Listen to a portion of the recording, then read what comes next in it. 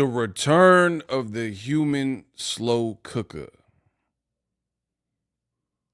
We back. What's up? What up, Fight World? It's your boy Ego. Listen, let me start by saying 2025 is going to be a monumental and phenomenal year. I'm really looking forward to this year. I got a lot on the plate behind the scenes that I'm trying to work on. So, yeah, I think we're going to have a great year. I like it already. 7-6 Mark. We haven't even started the show, people, and we got our first $5 towards the goal. My boy 7-6 Mark put me up on the Kung Pao chicken from Panda. Happy New Year, Ego, and a Happy New Year to you as well. He been repping Ego's Army. Listen, bet on us. You could believe whatever you want, but this year and for the foreseeable future, bet on us. Vladimir's dad was the first person up in the mix. Appreciate you. Jesse said real ones. Get the likes up. Absolutely. There's some Devin Haney spies in here. Beware. Well, enjoy the show. Hey, listen. They're not going to prove me wrong. So what we talking? They can enjoy the show just like anybody else. But if you get out of line, we probably got to do the hot seat or we got to block you. You're not going to stop this train. You're not going to be in my chat creating a distraction because you're mad or sensitive or whatever is going on. Oh, 2025. I'll be streaming and I'll be going with Ether, doing voices, impressions. Y'all got to get on me to stay on my water.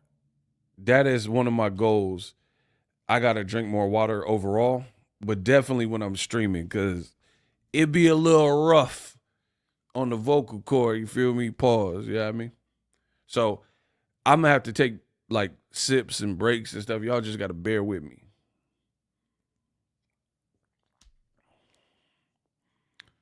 Listen, like a Russian MMA fighter, you got to bear with me. I got to get my water intake. So it's just something you got to deal with. Biz0128, what's up?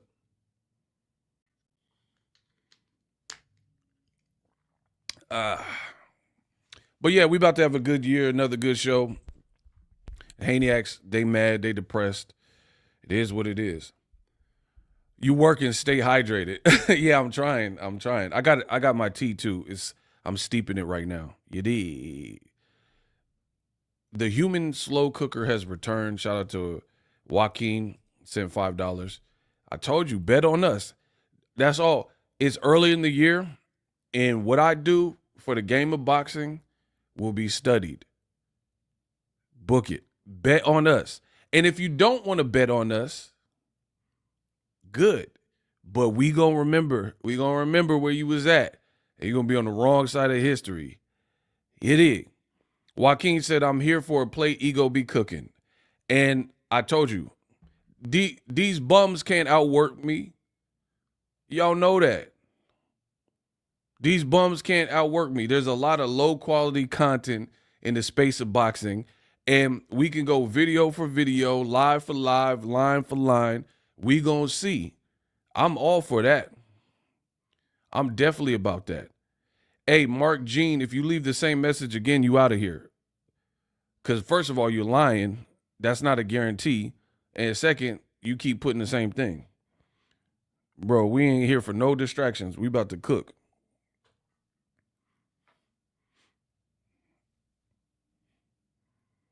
These bums can't outwork me. It's what it is. So, a lot of people mad, a lot of people happy. It is what it is. Listen, you talking about Canelo Crawford. You didn't see that in the title, though. I don't care about that fight. I've been told everybody, I don't really care. If Bud get the fight, bravo. Salute to you. Good luck. I don't care about that fight. That fight is not really something that's needed for me. I'll watch it. I'm a content creator. Bud's a great fighter. Canelo's a good fighter, great fighter, whatever. I'll watch it. I'm not excited like y'all for that. Canelo versus the redhead at 168.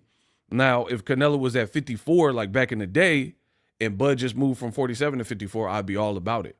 You did. I'll be all about it. I'll be like, okay. But I don't like the weight hopping like that. And I've always been like that. Again, these bums, they do anything to try to put mudslides and dirt on my name. Like, oh, Ego, you just hate Bud. I don't hate Bud. I've been to Omaha more than you. I've been in Bud's gym more than you. I got pictures on my phone with Bud. You ain't got that. So it's not about hate. My rules are consistent. I don't like weight hopping. It's that simple. It's stupid to me. 9 times out of 10, what you think when it comes to the weight, the person you think should have the advantage usually does, and it usually plays out like that, period. People start, and when you got to start drawing from history, like, oh, but Roberto Duran, bro, stop telling me about Roberto Duran. He's a retired fighter, and the game is different now. Because back in the day when Duran was fighting Hands of Stone, first of all, he got legendary cracks. That's why they called him Hands of Stone, made a movie about him, right? Second, Roberto Duran is, like I said, legendary power. And back in the day, people were fighting in their real weight classes. So it wasn't like Roberto Duran fighting Sugar Ray Leonard. It's not like Leonard was walking around at 250 and crunching down to welterweight or middleweight or whatever. You know what I mean? The game, that's what's happening now. Now you got guys who be like 190 and then crunch down to 135. You got Boots, who's looked huge for welterweight for the last several years. Different era. Keep cooking the truth on me. Stay hydrated. We just want to see the best fights with less ish talking. Bro, that's what I'm saying. It's going to be some changes in 2025. We got to restore the real. A lot of people came in and diluted the game, and it's why boxing doesn't have the luster that it should have right now, because you got content creators, low-quality content, poor audio, poor visuals, lying, clickbait. Then you got other people who use Boxingego, put his name in the title. You know, good luck. Hope that works for you. You know? Why? Like, the funny thing is, with me is, most people, I keep to myself, you know what I'm saying? So I don't have a personal relationship with a lot of people in boxing. People don't know nothing about me. They never really, you know, stayed on the phone with me for 30 minutes chopping it up. Like, how you got so much to say about me, or why you even care about my opinion? I'm nobody to you, you know what I mean? But I'm somebody to everybody because I'm the best in the business, and it's not even close. And it's proven. People care so much about what Boxingego says. You got, you know, Devin mad and Bill Haney mad. You got fans mad or fans happy. Why y'all care so much? If I'm bogus, if I'm bunk, then let me be that. But they don't let me be that because they know I'm really cooking. They know I'm a hibachi grill. They know I'm Benny Hannes. I'm the new Benny Hannes. That's why they all watch. Whether they're friend or foe, they all watch. And they paying my bills. So yeah, keep paying my bills. Because again, I don't care. If you gay, if you straight, if you friend, if you foe, the bills is paid. Stay on my nuts forever. Yeah, keep paying attention to Boxingego. Listen, that's what it is. Keep talking about Boxingego. Keep the brand alive. Keep watching. I don't care.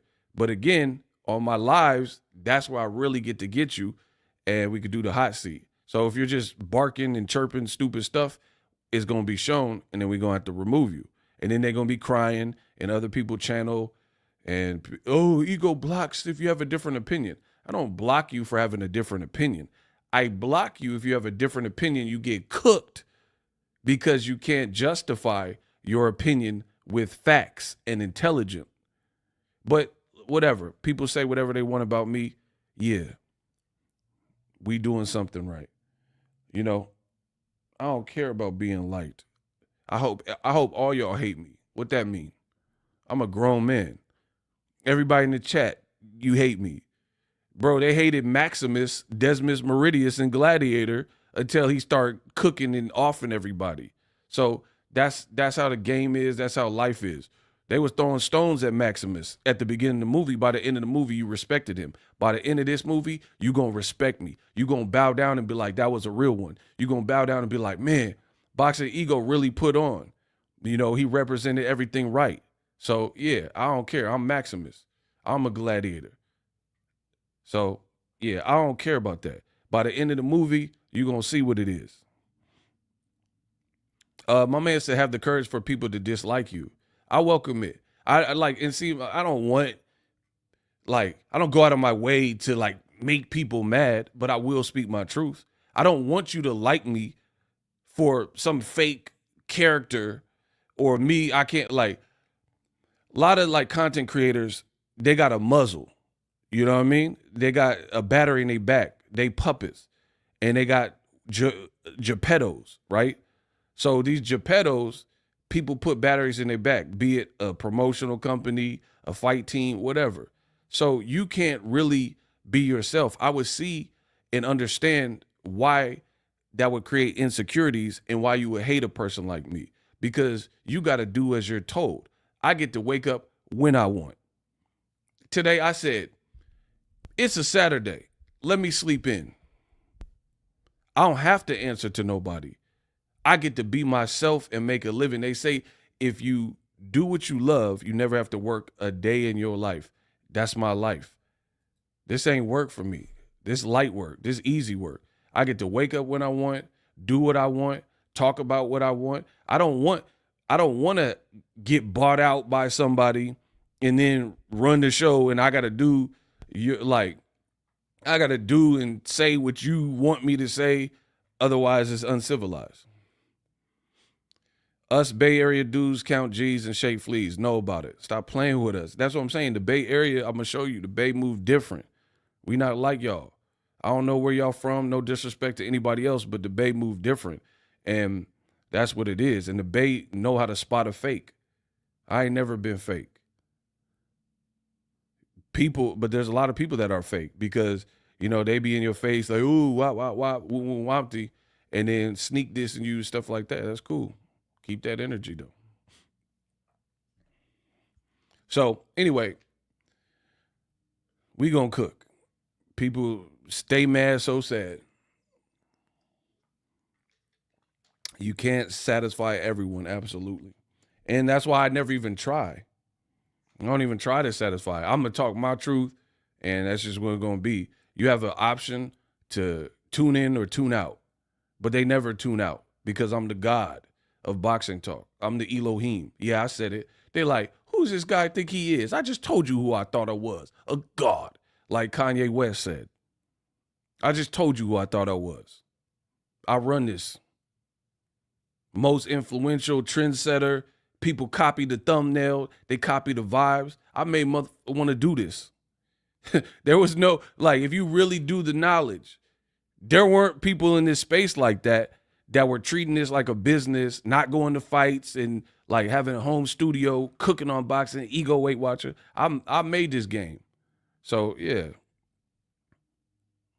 We got it rocking. Everybody else came after that. You know what I'm saying? So, without further ado, hold on, let me put this tea together. It should be steep by now.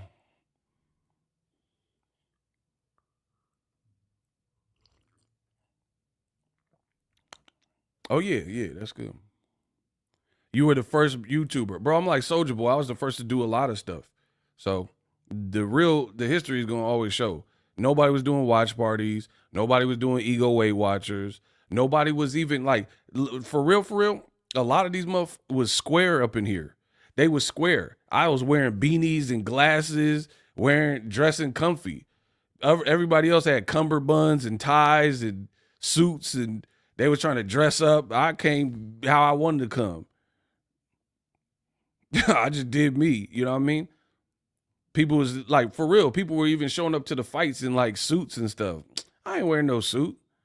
I ain't James Bond. Why am I wearing a suit and then get blood on me? Like, I've been to fights and got blood on my backpack and stuff. Why am I wearing a suit? and get blood on it. I ain't going to the Grammys. Like, what are we talking about, bro? I made this game. Bro, look. You see people in videos, they got the beanies, they wearing hats, they wearing glasses. Bro, that's my swag since the beginning, since I came in the game. Y'all know y'all can't take that away. When the history books are written, you can't take away what's real. Tell me I wasn't the first person rocking the glasses in every video with the hats and the beanies and stuff. Tell me, please tell me I'm not him. You could go, and it's like, it's not even about you got to take my word for it. The proof is in the pudding. I didn't delete the videos. You can go look at my old stuff from 2014 or whatever, or before. And the boy Ego was rocking the same way. Shout out to Victor, my boy Victor. Okay. Victor says, mad respect from the CEO to the Bay. Absolutely. Yada mean. Has the way T.O. been handled by Bob Arum thus far? He is in this situation. Let me know. I don't get the question. Hold on. Has the way T.O. has been handled by Bob Arum thus far? He is in this situation. I think you're missing a word in there. I think T.O. and his dad, they kind of their own issue. I can't really throw that on Bob Arum. Because to be honest, to be in fairness, it looked like Top Rank is giving T.O. looks and fights. And he the one like, I want out my contract and stuff. So you just fought Steve Claggett. Matias was a good fight. Why you ain't take that? Boots, make that. You know what I'm saying? So I don't know. T.O., this man T.O., he all over the place to me. He had the Ring Awards and he dressed like Jeepers Creepers, dog. Man, stop playing with me, dog. Look at this on my social media. Bro, look at what he dressed like. This man dressed like Jeepers Creepers on the set, on the Dead Homies. Like, what are we talking about? He looked like he killed Uncle Charles in the Crossroads video. Bro, look. Why they kill my dog? And man, I miss my Uncle Charles, yo. He shouldn't be gone in front of his home. What they did wasn't wrong. Bro, what we talking about? Bro, this man pulled up to the Ring Awards like the Reaper from the Crossroads. Boom, boom, boom, boom, boom. Tell me what you gonna do. Well, there ain't nowhere to judgment come for you. It's to make a sister. Bringing it for Wiley. This is Uncle Charlie. Little bit and guys got him. And I gonna miss everybody. Bro, what y'all telling me about T.O. for? T.O. said, and I gonna miss everybody out around. Look for the better pay. Living in bye-bye land, grand you and you can. Bro, why they kill my dog? Hey, man, I miss my, bro, who he think he is on the set? He look like Carlos Santana. Maria, Maria. She remind me of a West Side Story. Growing up in Spanish Harlem. Bro, you think he a youthful Santana. Bro, get him out of here. Why y'all asking me about this, man, bro? Bro, what you paid in full? Look at that, bro. Who you, Nicky Barnes? Hey, yo, bro, I don't want to hear nothing else about T.O. He calling people monkeys and dressed like Cheech and Chong or whatever. Bro, that man got a zoot suit on. Like, get him out. He just weird, dog. Jeeper Creeper looking at, bro. Look, Dead Homies, he look like Jeeper Creeper, bro. Like, I don't too much got nothing else to say. Yeah. Bro, this man obsessed with black people. He talking about BBC I. Like, hey, yo, how you know that? Hey, yo, get this man. Bro, hey, if the Ring Awards got most zesty comment, hey, T.O. won that month. Y'all talking about Tank blew his hair out. Hey, yo, I don't care about that Tank ponytail stuff or whatever with the bangs. T.O. got the zestiest comment that we done seen in 2024. Bro, he said BBC is overrated on the set, on Dead Homies, bro. That is insane for any man to be talking like that. That's not on that hype. You know what I mean? You feel me? You know what I mean? Bro, BBC is overrated. Like, why? What would irk you to say that, dog? Bro, I ain't never been worried about a man's Peter. Like, and he's like, man, the ladies done told me. So you gossiping about men's members? Members only? Hey, yo, you need a fight because your mind too occupied. Hey, who is this though?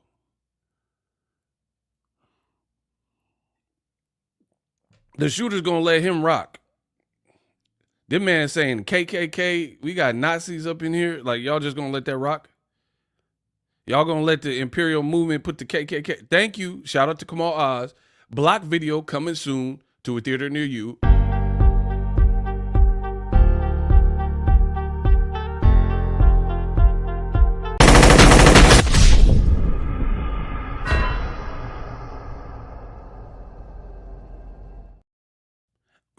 Blocked. Bro, if you spam the chat, listen, you spam the chat like you Hawaiian, you keep putting spam in the chat like a Hawaiian dinner plate, you getting blocked. He said that's the Haney's.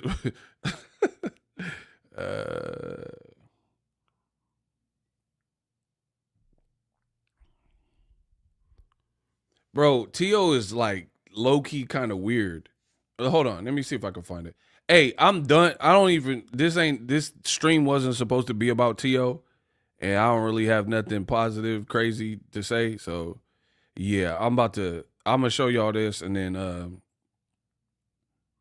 yeah, we got to get off the Tio train. Yeah, please, if you got a super chat, please try to make it in relation to the content that we're here to talk about today. Because, like, I don't mind talking about some other things, but some people, like, they'll be like, oh, but what about Stone Cold Steve Austin? And then the people that came to hear the cook up, it just prolongs it because we got to talk about, X, Y, and Z. And I don't know. I don't know what's up with Tio on Top Rank. He don't look like I can't even find it, man. I'm about to move on. The bottom line is Tio. Oh, here, I found it. All right, bet. So this chick posted this picture, right? Here comes the hot step up, word I'm up. And all she said was sup. Tio brought his butt in the comment section. See, I don't be lying about nothing. And I'm going to read what that say. Tio says, I'll tell you what. It's the toilet paper for me. Use wipes for that beautiful peach of yours. You've earned it, Hermosa, and a peach. Hey, bro, this is the worst game that I've ever seen. This man sounds like the 40-year-old virgin. Bro, a girl put a little rump picture, thirst trap, and you says, I'll tell you what, it's the toilet paper for me. Use wipes on that beautiful peach? What? Bro, this sounds like Steve Carell and the 40-year-old virgin. When they're like, have you ever felt a titty? And he was like, oh, yeah, man. She was like, oh, you're nailing me. Me so horny. And he was like, it felt like a bag of sand. And my boy Seth Rogen was like, it all makes sense. You're a virgin. Bro, that is the worst game. Like, she posted the little cakey. You know what I mean? She posted the rump. And you said, oh, look at that toilet paper in the background. You should use wet wipes for that rear, for that derriere of yours. It's the toilet paper for me. Bro, you're not from New York. There's no way. You have to be from Florida or somewhere else, bro. I know a lot of people from New York. I don't know about that, bro. Like, what are we talking about?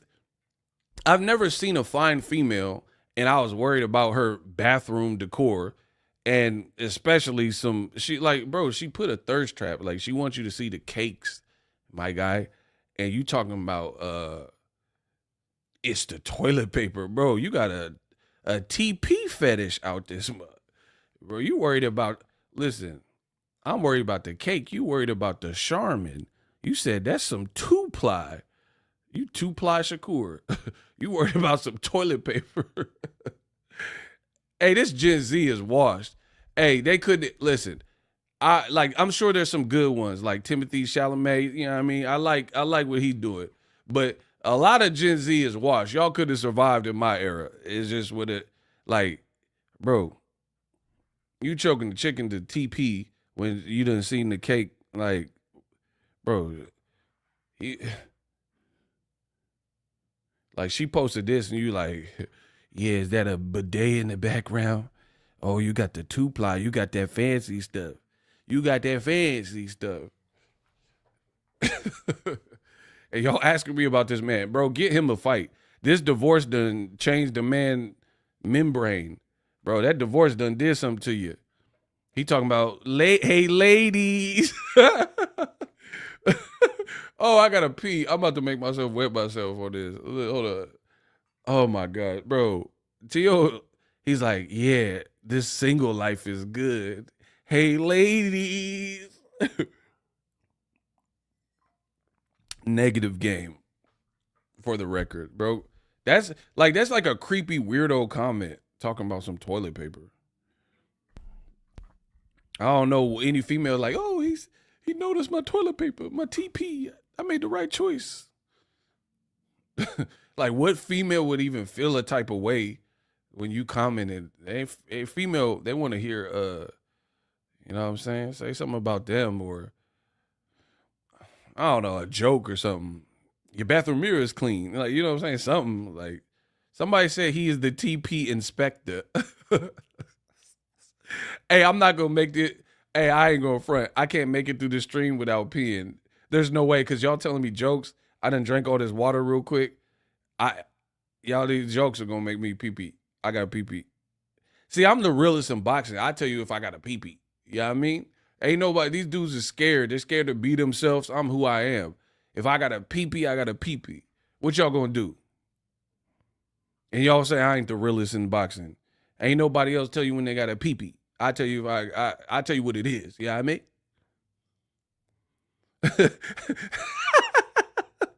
Drake first said I would block him immediately. Absolutely.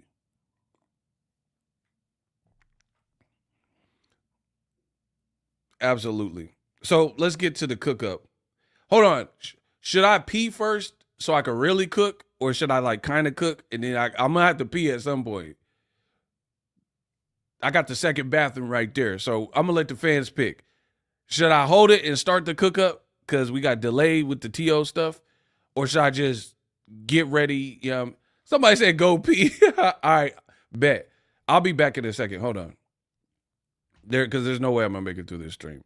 I done drank so much water. I told you I'm trying to get my water up, so hold, please. I like that the fans is kind because some people are like, man, I ain't come to see you pee. Like, we came for the boxing. At least y'all being cool about it. Like, yo, okay, go pee. We'll wait. All right.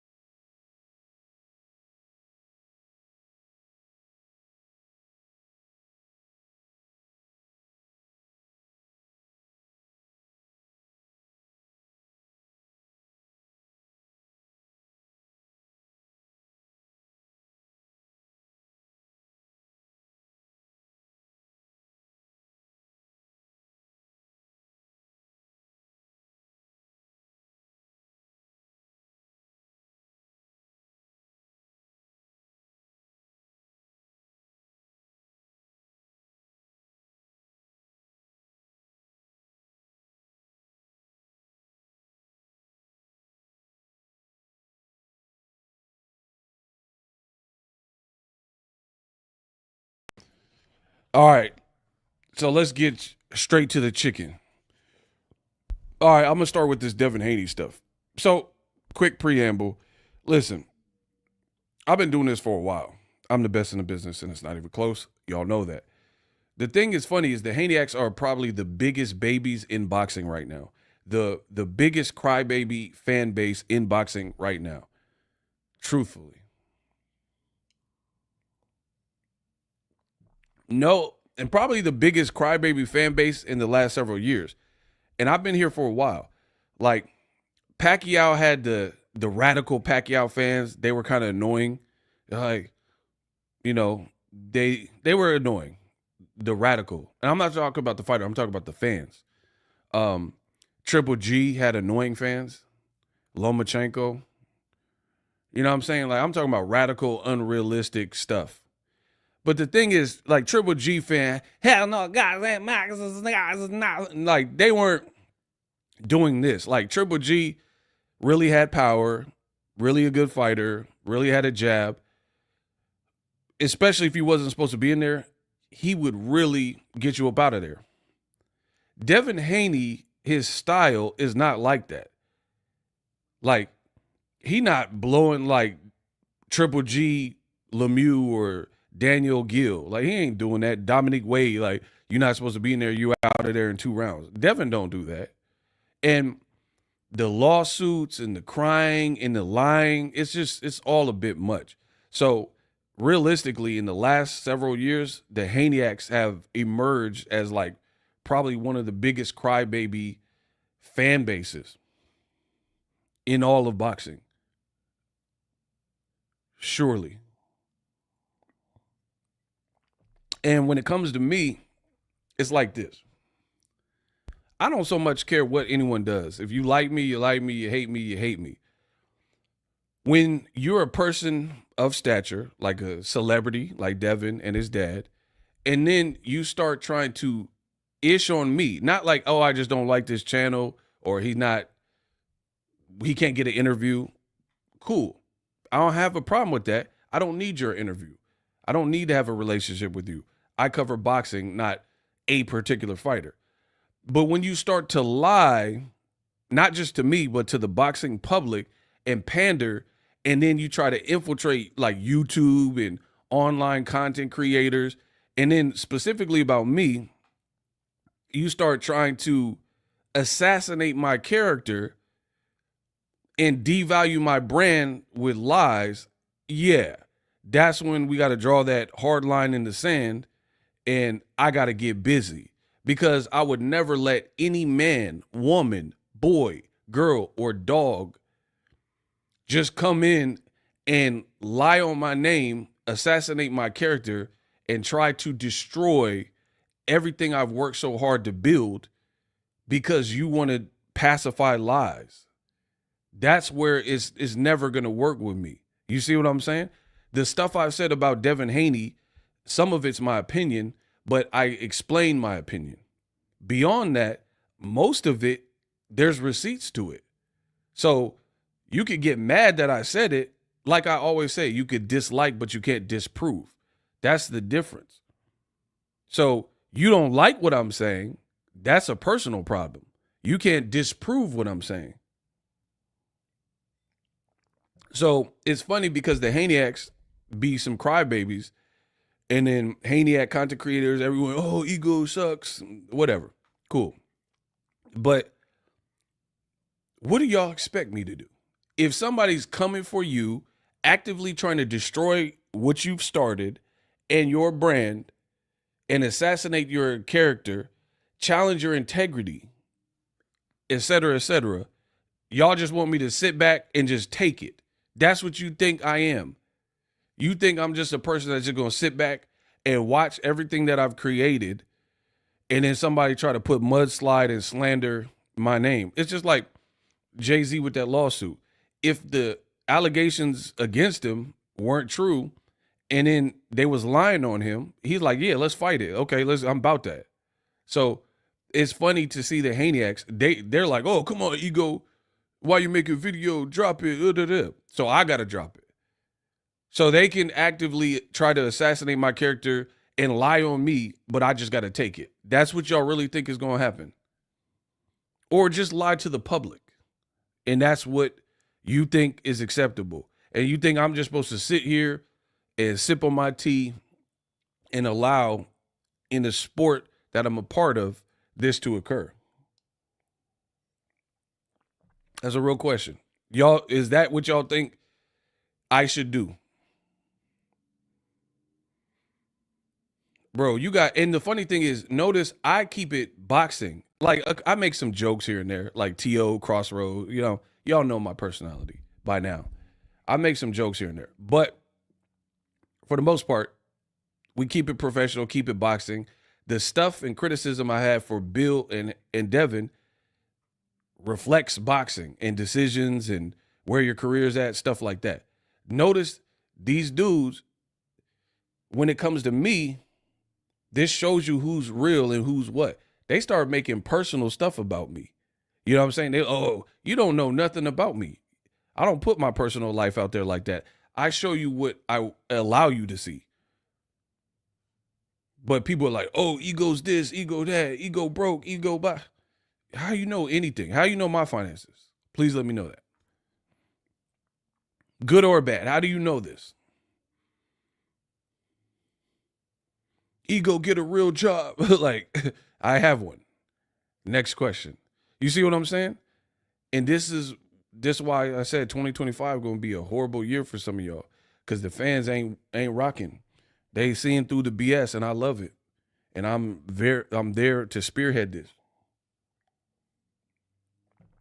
So I'm almost finishing my tea. I'm really gonna cook when I'm done, because it's starting to get warm. So I want to drink my tea till it's so it's not so cold. Ego, why aren't there any other fighters in DHP? I mean, he got a couple. I don't know one like major. You don't have like Shakur or something like that. Hey, y'all got to get the likes up. I need y'all to get the likes up though.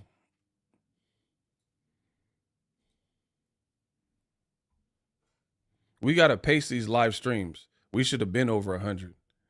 Everybody laugh at the jokes, but then don't hit the like button. Okay, that makes sense.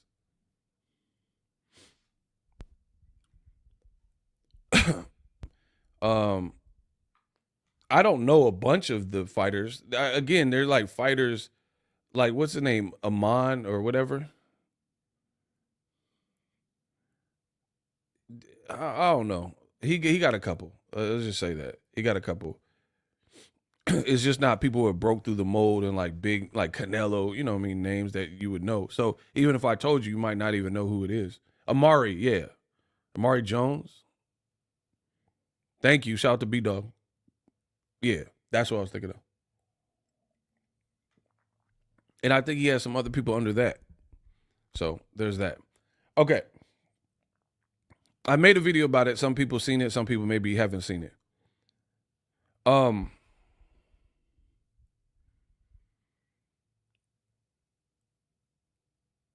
This generation, Gen Z, the young under 30 people, they're doing it wrong, especially in boxing, in my honest opinion, most of them, because they talk too much. Devin Haney included. They talk too much. Bill Haney, he's not Gen Z. I don't know his actual age, but I know he's older than me. I know he got to be older than me. You know what I mean? And he talks a lot too. But this Gen Z, they really do a disservice, because I've been in the game for a while and you didn't really see this. Like prematurely announcing fights and you don't really have a fight. Like this is what waters down boxing. Oh, T.O.'s fighting Boots. Oh, T.O.'s fighting Matias. Oh, verbal agreement. Bah. And then nothing happens. And then you have content creators who put out low quality content. So they're like, yeah. And then now boxing is just a cesspool of lies. And that's what I need you guys to help with by paying it no mind, paying less attention unless it's real. I don't care who eats. That's great. I'm always going to eat. I'm a natural born hustler. I'm boxing ego. But why even pay your attention if the information is frequently bad and wrong? Predictions wrong. The information is wrong. And people are glorifying like storyline. Tank fired Calvin Ford. He fired Kenny. Tank's broke and PBC's broke and T.O.'s fighting Boots and this is a done deal. And people start believing in it because I don't know. I guess you don't even have to have credibility in boxing. And it just, the fans end up confused and it's just stupid. It's stupid. Ty Drakeford, to answer your question, heck no, you shouldn't. When they go low, dig a grave. They started it, you finished it. Ooh, I like that. Shout out to Drakeford. That's exactly. Somebody said Bill is 167. He a vampire? Y'all say the 167 out here. That's what I'm saying. Everybody want me to sit back and not make my content and not say nothing and let people actively, like, Bill Haney said my channel was going to get destroyed or go down with the ship or something like that. That's his words. So game on. Like, I didn't start that. I never said, I said Devin's in between a rock and a hard place. I really believe that. I didn't say it's impossible for Devin to X, Y, and Z. Bill literally said that my channel is over basically or going down and blah, blah, blah. Bet.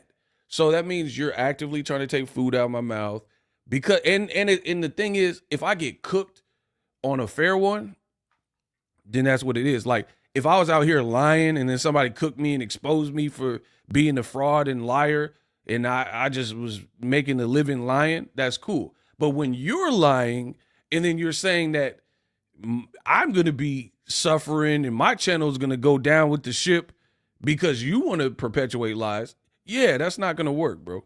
So game on. You're saying my channel is over. Like Bill Haney and the Haneys and the Haneyacks, they do a lot of projection.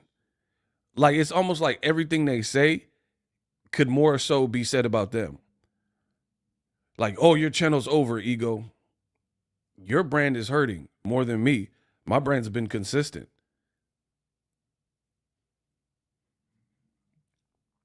You're like, oh, oh, Tank ain't the face of boxing. And then you know they're for real. It's like the opposite day. And when I expose these things, y'all want to be mad at me or whatever, so be it. You're not going to prove me wrong. I know that. Like, okay, so let's start with the basics. Devin, Bill Haney, Haneyacks pumped out that Devin is a star. Is that cap or fact? They said he's the face of boxing. Tank's era is over, and Mayweather's era is over, and it's the Devin Haney era. Is that cap or fact? We'll start from the basics. Did the Haneys and the Haneyacks push? I'm not asking if it's true. I'm asking, did they say that was the case? Did the Haneys and the Haneyacks say it was the Devin Haney era and say that the Tank era is over and Mayweather era is over? Now, I'm not asking if you believe that to be true. I'm asking, did they say that? That's cap or fact that they put that out there multiple times. Okay, then. So you created this. You said that Devin is his time, is his era, and then he got cooked by Ryan. So doesn't really add up. Fast forward to the future, Bill Haney is saying that he ain't effing with Top Rank because a fight with Teofimo, they would want to put 100K threshold so you start getting the real back end money on the pay-per-view. So you want to go to Turkey rather than do a fight with Top Rank. You're confirming that they offered you something, but you want Turkey to bread you out and bankroll you because you don't trust the numbers on pay-per-view. Bill Haney's doing conspiracy theories now, talking about they gonna lie about the numbers. Why wasn't Floyd Mayweather saying that? Floyd been on pay-per-view before I had a channel. Floyd wasn't crying like, oh, HBO and Showtime ain't really paying my money. You see what I'm saying? Canelo ain't. Why is Canelo on pay-per-view? He ain't saying, oh, PBC lied, they not paying me. The pay-per-view numbers is being manipulated. Explain this to me. If I'm so wrong and all that, explain that. Tank ain't saying that. So Tank been on pay-per-view since Leo Santa Cruz. How come Tank ain't like, they messing up my money and they lying about the numbers, I'm not getting paid right? Explain it to me. I'll wait. So the proof is in the pudding. You don't trust that even a fight with Teo, which is a very good fight that people have been wanting to see, will sell. So now you're putting out these obstacles and roadblocks as to why you should be on a Turki salary plan, basically, rather than a pay-per-view where you're really betting on yourself. Then the Haneyacks will say, Devin's a Bay Area boss, or Bill Haney, they're their own bosses. They're independent. They're betting on themselves. How are you betting on yourselves when you get a bag from Turki, there's a threshold. It's whatever he said you were getting that you agreed to. With pay-per-view, there is no threshold. You can like negotiate a baseline. Hey, I'm going to get $4 million. And then after 100,000 pay-per-views, I'm going to get the residuals from the back end, depending on how well this sells. So how is that really betting on yourself when you want a flat fee rather than, like, okay, I'll give you an example with my job. Can you guys hear me? Because I'm going to cook y'all. I'm going to destroy everything you love, right? If YouTube came out with the program and said, hey, Boxingego, you put out your content and every month we'll give you a flat fee. A flat fee. Right? So I'll just use I'll just use basic numbers. Let's say YouTube had a program. They said, we're going to start doing hourly wages or something. So cut a certain amount of content, your regular amount, and we'll give you $1,000 a month. I would never, ever opt for a YouTube flat fee over the current scale. You know why? Because if you have one video or a short or whatever, or a live that really takes off, I'll make more than that whatever flat fee that you're offering me. You see how this works? So why on earth would I agree to a flat fee when I could put out unlimited content as much as I can work and get paid off of those individual nuggets, those individual pieces of content that I upload, right?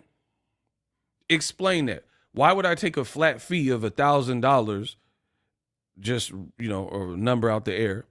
Why would I take $1,000 when I could just have what I have now, which is I get paid off of every video? People send me super chats. People send me cash apps. I would be stifled that I got a flat fee no matter how hard I work, no matter if I do 5 videos or 25 videos, I'm still getting the same wage. So, therefore, a YouTuber that would take a deal like that is someone who wasn't confident, like Boxingego, or maybe just starting out. Because at that point, if you're a brand new YouTuber and you don't have a fan base and you ain't been doing it as long as I've been doing it, maybe that makes sense in your situation, right? Anybody who's a star, it's not going to make a sense. I'm a star. I've been doing this for years. I have a fan base, right? I have a built-in audience that I've worked on and cultivated. So I'll never take a flat fee from YouTube. Never, ever. Makes no sense. You take the flat payout if that's what you think is your best offer, which in turn lets me know the Haneys have no faith in Devin's real star power because they'd rather be on a model that gives them a flat fee and hope it's just cashed out rather than pay-per-view at this current point.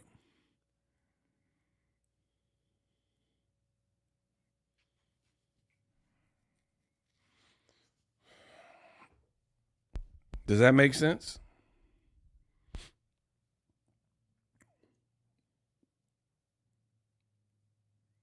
So this is the problem. The duplicity with Team Haney is the Haneyacks and Team Haney, they'll tell you one thing, but then their actions show they don't really believe that. If you really believe the kid is a star and it's his era, then you wouldn't want the flat payout. You would be like, man, I ain't gonna have my money stifled. I want as much as I could ever make. But the Ryan fight was Devin's biggest fight. It ended horribly, like how it played out for them. And back in money, they both complained about their paycheck. Ryan did an interview with Say Cheese and said he ate when he fought Tank, but he made maybe about 10 million when he fought Devin. So they didn't really make the money that they probably anticipated in that fight.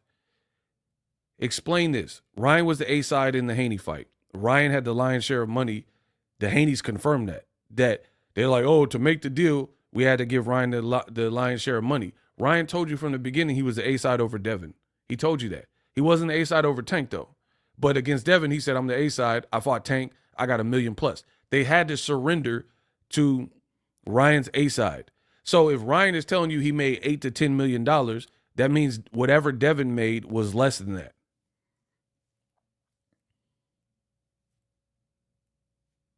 So please stop me when I stop cooking. If Ryan is on Say Cheese TV with a white shirt saying that he made $8 to $10 million, but he didn't really eat like that with the Devin fight, but he really ate with the Tank fight, that shows you he made real money when he fought Tank. He was in the Forbes list when he fought Tank.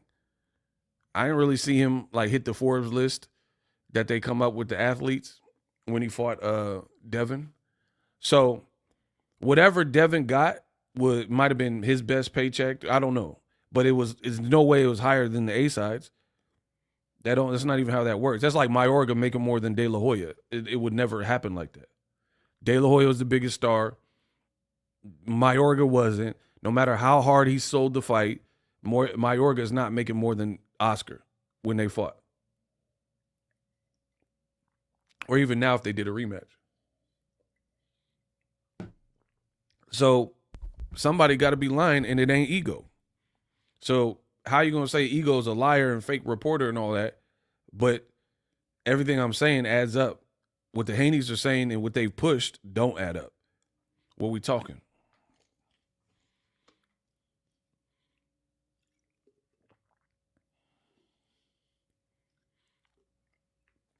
And it's funny because Tio say, fight me in March, blah, blah, blah. And Devin keep trying to flex on him. Like, I make real money. Stay out of rich people business. When that's all Devin says is money, money, money. Fans be like, oh, Ryan left hook. And he be like, stay out of rich people's business. Rich people. So he tried to flex on everybody with the money. Tank bought a block where he from. Did Devin buy a block in Oakland?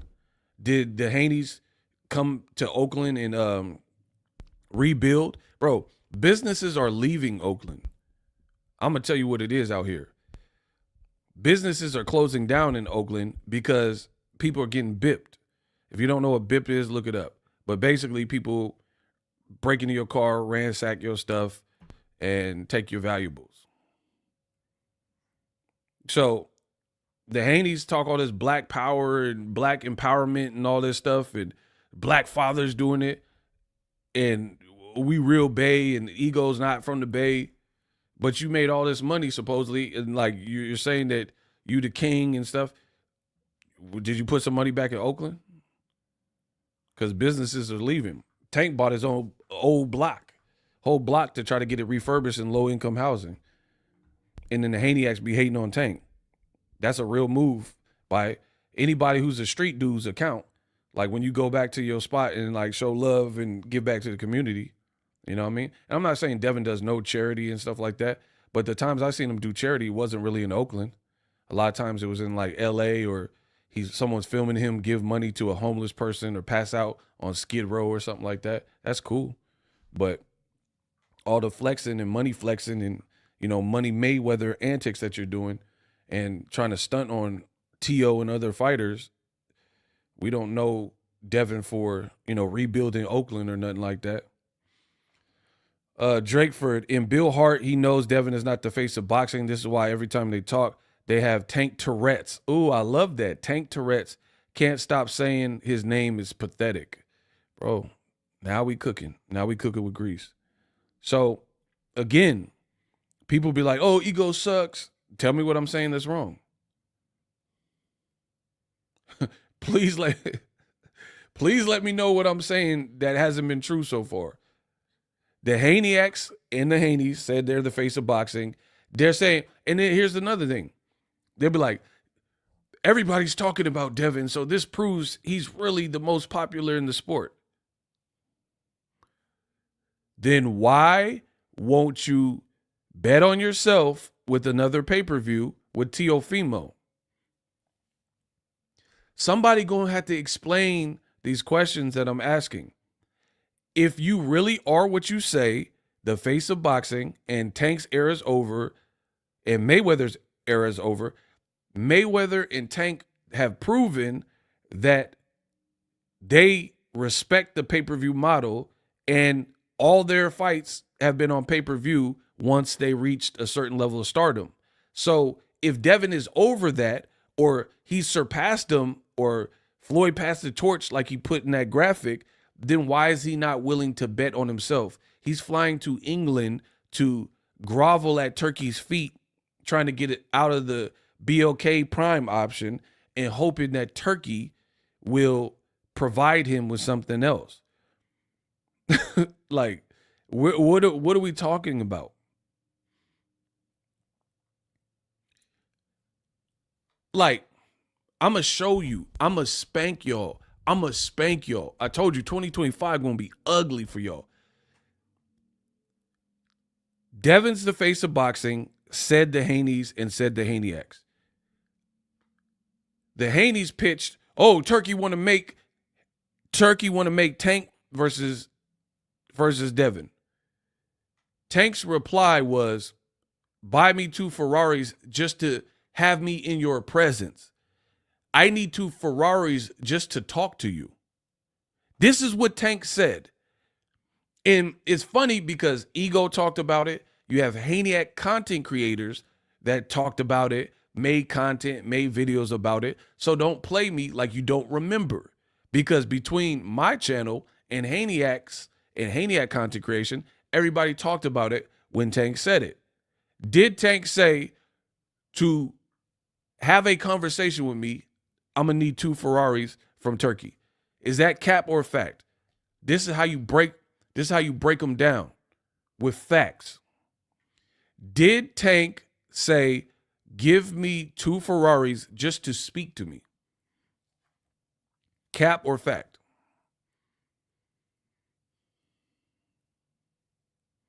Okay, we know it to be fact. So, a real face of boxing, Canelo, I seen he took a picture with Turki now, but Canelo told you in the past, I'm not on Turki's time. I'm going to do what I want. They need me. They want me to fight Crawford, so it's going to be my way or the highway. Canelo is a face of boxing, and he told you that. Tank told you, I'm not even discussing nothing unless you send me 2 Ferraris. Devin is flying out to the UK with the BLK Prime deal in the background, and he flying, like, setting up meetings with Turki trying to get a fight going. So who's really the face of boxing? So again, people mad at me for cooking. You're going to have to deal with that because I don't see no error in my train of thought. A real face of boxing beats to the sound of his own drum. Pause. Canelo, Tank. Tank, like, I don't even want to talk unless you come with 2 Ferraris. Devin's like, hey, I'll talk to you after this open workout in London with my UK fans. Wait, what are we talking about, bro? Y'all gotta tell me what we talking about. Devin is like, so you can see what I've illustrated, who needs Turki for sure, and maybe who's like open to doing business, but also know they're faces of boxing, Canelo and Tank. So they have many options no matter who it's with or no matter if Turki's involved or not. Devin kind of needs Turki, which is why he flew his butt over there with a newborn. Ooh, I'm cooking. Bro, you just had a brand new kid, a first-time father, and you flying to another country. Because children are immune compromised, you probably shouldn't or can't fly with your kid because they're more susceptible to getting sick. You just had your first kid ever, but then you have to fly to the UK for the ring awards and open workouts and trying to meet with Turki. Yo, food burning, my guy. Man, I'm grilling y'all. I'm grilling y'all. Y'all know what it is. I'm grilling y'all.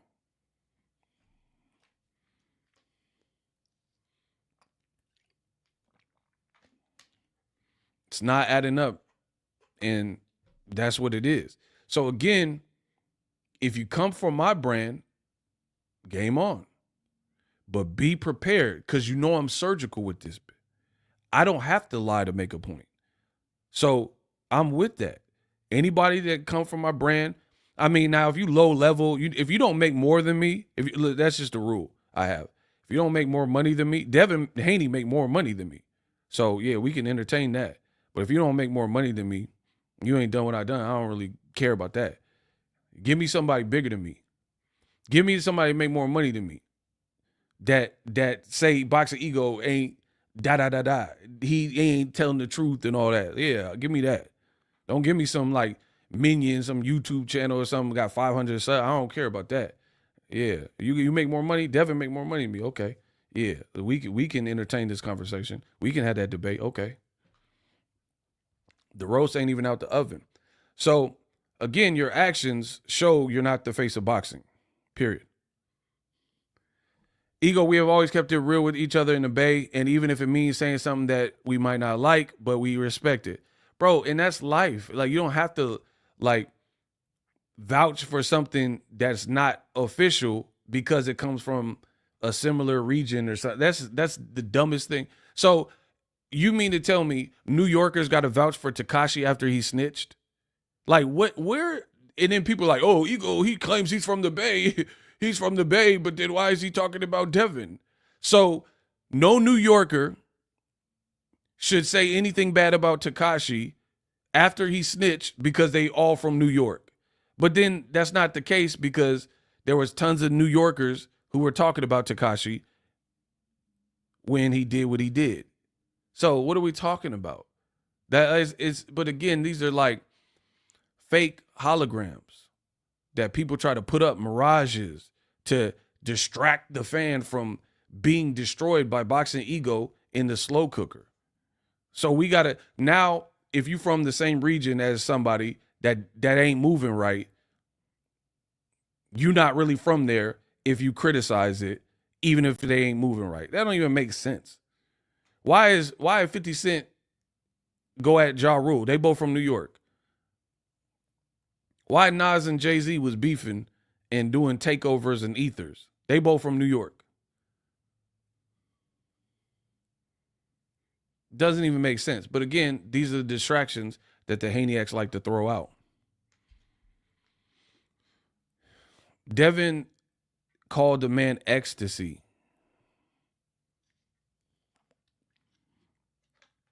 He said, "You're ecstasy." Devin's speech sound, I'm not even being funny, because I don't think that's funny, like speech problems from fighting. I'm not even being funny. Devin sound more stuttery and stammering. He sound like, I don't know, like on edge. He don't sound comfortable. When he did that open workout, I'm here to meet with Turki. Like, he sound more stuttery. He truly do. I bet Bill Haney wish he would have left you alone. I tell everybody to leave me alone. I don't even want to like talk to me. I just want to be able to do my job and keep it pushing. But people, I never started. I never just look out of my way. But when you start trying to defame me and like devalue my brand, I'm not like, that's something different, bro. Now we talking about different stuff. You trying to tell me that I'm a liar when you're lying. That's not going to work, because now that's a lack of integrity. You're lacking integrity by saying, you could just say, I don't F with Ego, he'll never get an interview. I don't care. Tell me that. But then you call me a liar and say my channel's going to be in the dump and going down with the ship. Bill Haney said my channel going down with the ship because Ryan failed a drug test. What the does that mean? Why would my channel go down because another mother tested positive for some? What the that got to do with me? Bro, this is Haney-act logic. My channel is going to be in ruins because Ryan cheated with some Ostarine. Like, how does that even make sense? Like, y'all acting like Hove sold you crack. Hove did that, so hopefully you don't have to go through that. Y'all acting like Boxingego gave Ryan some juice and said, yeah, get juicy on him. What does Ryan Ostarine got to do with me?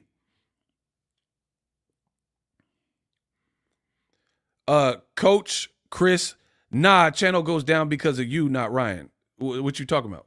What? The channel goes down because of what? You in the hot seat. We can do it like that. Okay, so please elaborate. You said the channel goes down because me, not Ryan. Okay, how it went down, what you talking about? Come on, Coach Chris, breathe. Yeah, you got to let him breathe. Look, we got our first hot seat. Okay, explain. Explain how the channel went down. I want to hear this. Watch this. Only you can make your channel go down. Bro, you looking real oppy. You might want to chill, bro. You might want to like word your stuff wisely because you looking kind of oppy, bro.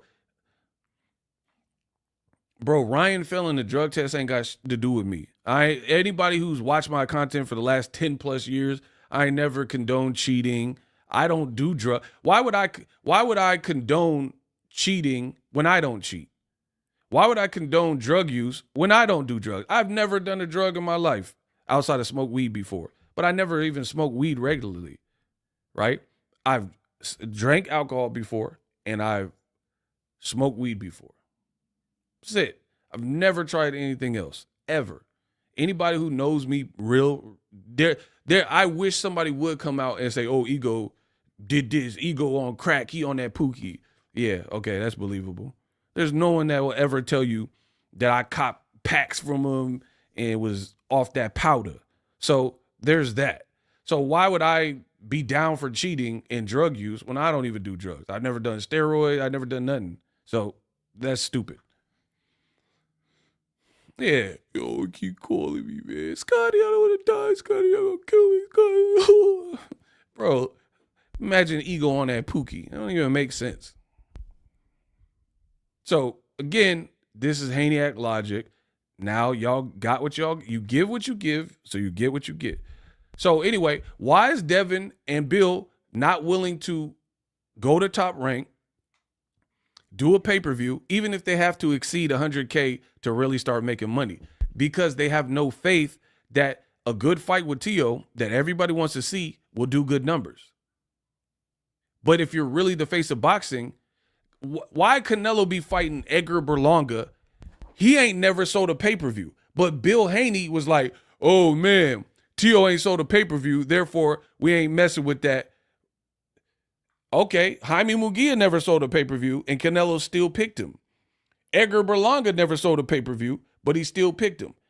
John Ryder and Billy Joe Saunders never sold no pay-per-views, and they weren't even known commodities because they're random British fighters, and Canelo still picked them. You know why? Because Canelo knows that I don't care what y'all talking about. F. Benavidez, I'm fighting who I want, and I got the fan base that's going to pay for it.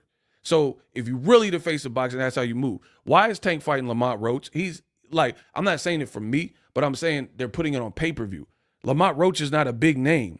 So the lies are exposed. Tank is fighting Lamont Roach with no care in the world. He's not worried about it. He just showing you training, gearing up for the fight.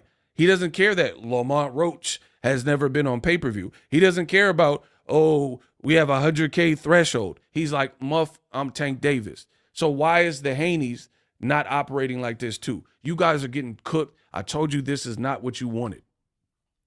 I'm too surgical. I'm too informed. I've been doing this too long. My memory's too crazy, and I'm too great. I am the best in this space, the best in the business, and it's not even close. How come Canelo be fighting British guys that no one even wants to see him fight on pay-per-view? Let alone like the Munguias and Berlangas, who might have some kind of fan base in America, but they've never been on pay-per-view. Canelo doesn't care. He knows that his fans is paying for his fights. And PBC is still paying him because they know they can do business together and still make money with the fight like that. Tank is fighting Lamar Roach. So why are the Haneys, if it's really the Devin Haney era and he's the face of boxing and the most popular because he's the most talked about, why are they not willing to bet on themselves for real? You guys got to ask the tough questions.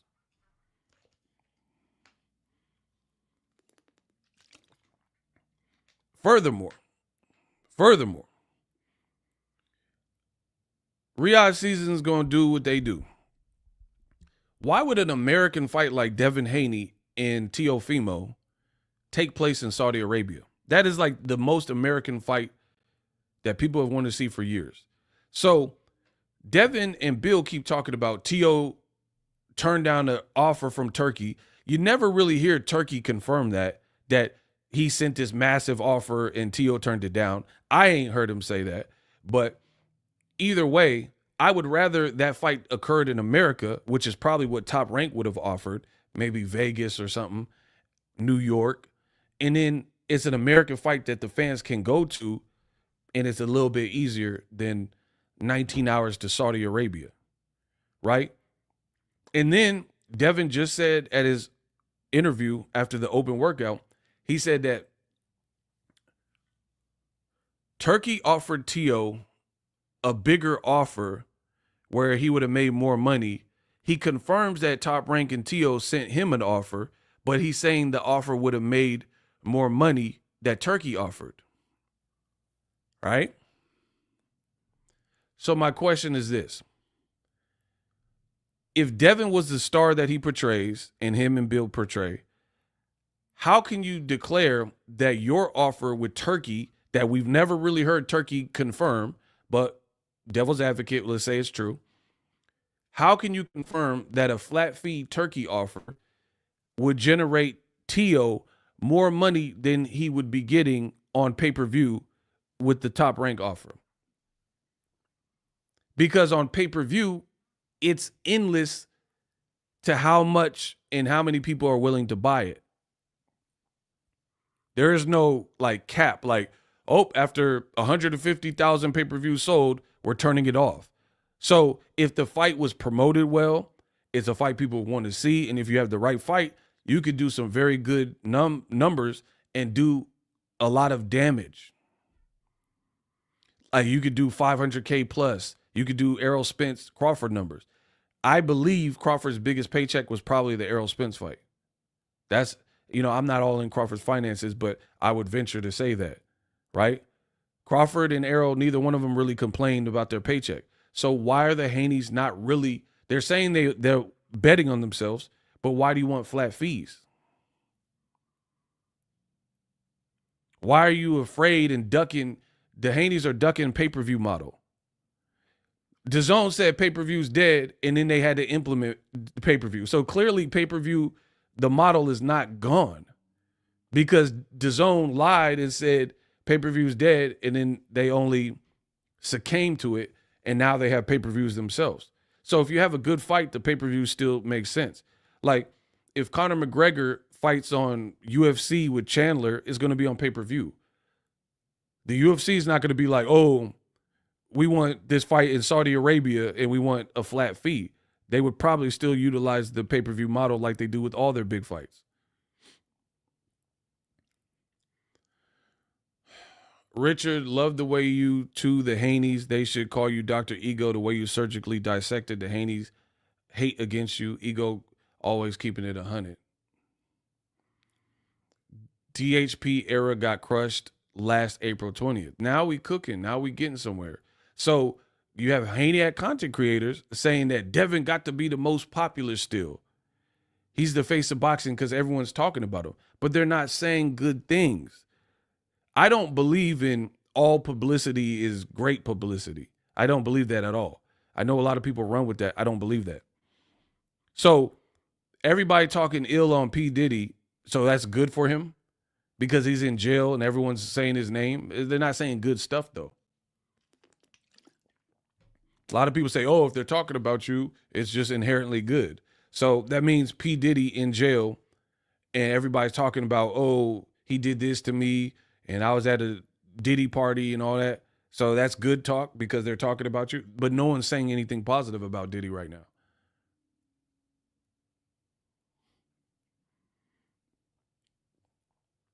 Y'all getting cooked. Y'all getting cooked. And this is effortless for me. This is effortless. I don't have to use any energy to destroy y'all. And the Haniacs be like, oh, but ego suck. Oh, ego. Doing all this extra and theatrics. All I got to do is talk. Oh, ego's a bum. Oh, ego broke. Like, that don't even have nothing to do with, okay, look, everybody, I'm broke. Cool. Now what? So now we declare ego's broke. Oh, ego's a clout chaser. Okay, I'm a clout chaser. I'm broke and a clout chaser. Now answer the points that I've made up. Since we've determined that ego's a broke clout chaser and whatever else y'all said about me, now get to the parts that I posed, the questions that I presented. Now that we've established I'm a broke bum and all that, and I'm a clout chaser.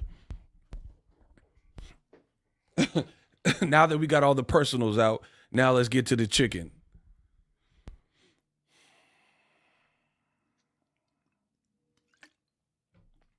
That's what I'm saying. All they do is come back with personals that have nothing to do with anything. Ego block people. Okay, I block people. Now what?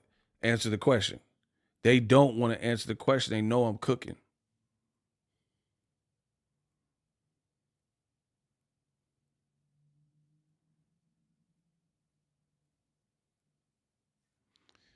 It's insane to me. So, with that being said, let's keep it going. Let's keep it going. Okay, the other issue is this.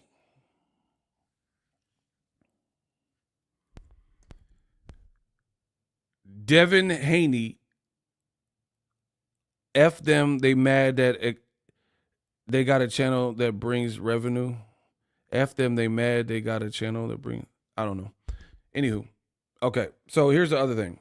Cap or fact, Devin Haney said a week ago that he was back in March for a fight. I mean, a channel you got brings in revenue. I mean, we know that, but they say I'm broke, so whatever. I'm broke now. Okay. Cap or fact, Devin said a week ago with a shirtless D'Angelo picture that he's back in March. Did that happen? Cap or fact? Y'all see, y'all got to come on and like play along with this.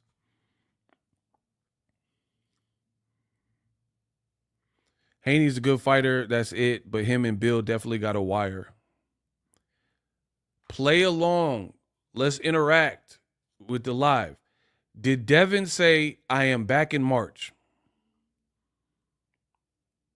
Shout out to Drakeford for participating. We need the participation to expedite so I could really cook. Shout out to my boy Tao. Okay, so he posted a shirtless picture in the gym, a little flex off picture, and said, I'm back in March. Immediately after that, BLK Prime said, see you March 2025 or something eerily similar to that. Is that also fact? Because this is what the reason, okay, I got a lot of support. I'm Boxingego. You guys love me. But there are some haters and detractors that say, oh, you're fake news. You're a fake reporter. You're lying. So this is why we got to break it down in baby steps so we'll see how much I'm lying. If I'm a liar, that's why I have to participate with you guys by asking the questions and have you answer it. Baby steps. So we can see who's telling the truth and who's lying. So, I'm going to have me some fun. I'm going to have me some fun. Bro, shout out to DG. I promise you, 2025, I'm going to have me some fun. I'm going to have me some fun. Bro, on my Predator vibes. I told you to leave me alone, but y'all didn't want to listen. Okay, so we established Devin Haney said he's back in March with the shirtless picture. Then BLK Prime came behind him, pretty much co-signed, and said, see you in March with a picture of Devin Haney saying I'm back in March. My question to you that I posed earlier in the video, nobody's thought of this because I'm a genius. The prodigal son has returned, and nobody else has brought this to your plate but Ego, the real hunter and gatherer in this So my question is this. We established Devin said he's back in March. We established that BLK Prime said, co-signed it and said, see you in March. A week later, Devin's in the UK saying, I got a big meeting with Turkey to try to get a deal ironed out and see if I can iron something out while I'm here.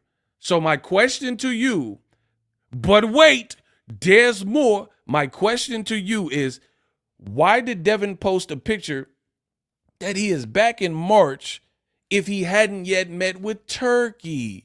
A week later, the meeting with Turkey actually occurred. So my question to you is, how do you know you're back in March if you hadn't even met with Turkey, the guy with the bread? You're saying, I want to see if we can get a fight ironed out while I'm here. So that meeting hadn't occurred when he posted the picture saying I'm back in March. So how do you know you're back in March if you hadn't met with Turkey and Turkey has an option for you and it hasn't been ironed out? Damn, I'm good.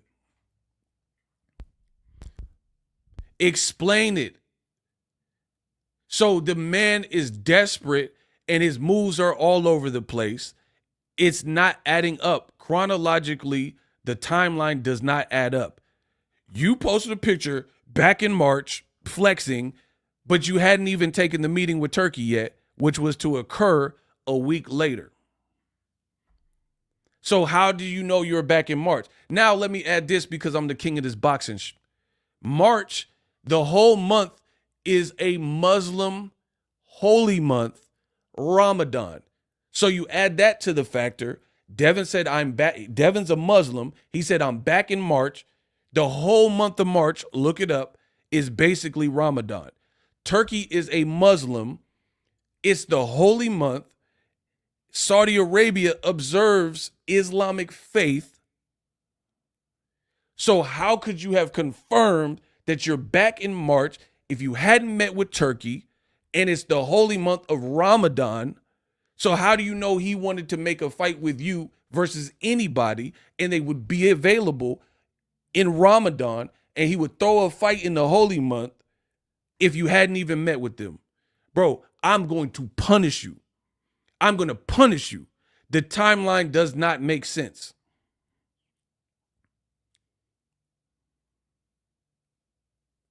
Turkey, if you hadn't met with them, you don't know. He calls the shots. It's his money.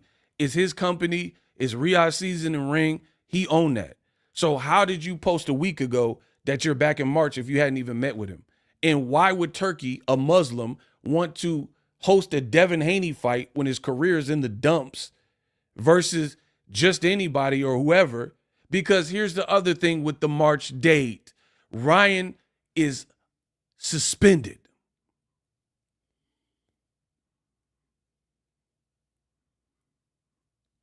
Ryan is suspended till April. Turkey just said he want to make a fight for 2025. He wants Devin and Ryan, right? So somewhere in this is not making sense. Ego is overkill at this point. That's cool. They said I'm going down with the ship, so it's going to have to be that. At this point, you've cooked and ate, and you're just ishing on them. Get the Haneys out of here. Somebody said this is not overkill. See, and this is where it always gets to because I'm too surgical. People say I'm lying and I'm not telling the truth. And then when I cook and when I really get strategic and really get surgical, they tell me to stop and beg for mercy. Or then they want to fight or they want to sneak diss and like, oh, Ego, come on, who cares? Why do you care so much? All you talk about is Devin. This is what you guys always do. You said the whole time you said I was lying, and then when I destroy you with facts, then now it's something else. Now it's, oh, come on, man, just stop. Who cares? No, y'all gonna respect it. Y'all gonna respect the king. How could Devin have posted the picture? I got all the evidence, all the receipts. How could Devin have known he's fighting in March prior to meeting with Turki if that was still one of your options? I'm still waiting for somebody. Look, I'm a content creator, dummy. I make content. So I've already posted this. Look, Devin Haney, and it says March I'm back. And this was 7 days ago. So if it was 7 days ago, it was before the Ring Awards, the weekend of the Ring Awards, it was before you met with Turki. So how do you know that Turki wants to throw a fight with you in March? So either A, which to me is likely, BLK Prime wants you back in March. They sent you some kind of offer and you hadn't actually committed to it. You heard the feedback from fans and media laughing at you because BLK Prime is like an unknown, untrusted app in the space of boxing. So it's an indication that your star power has fallen.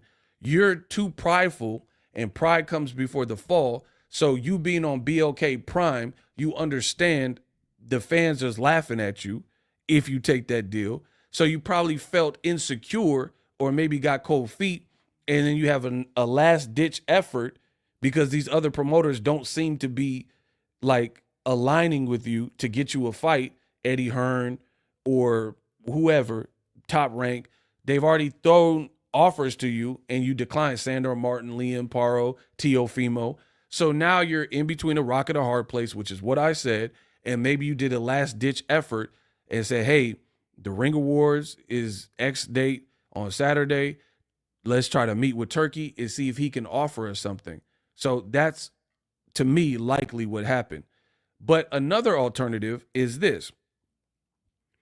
Let's say Turki and Devin in the UK, they had a meeting and they're able to secure an opponent, put him on a Riyadh season card. I am willing to wager that the fight won't be in March because that's the holy month of Ramadan.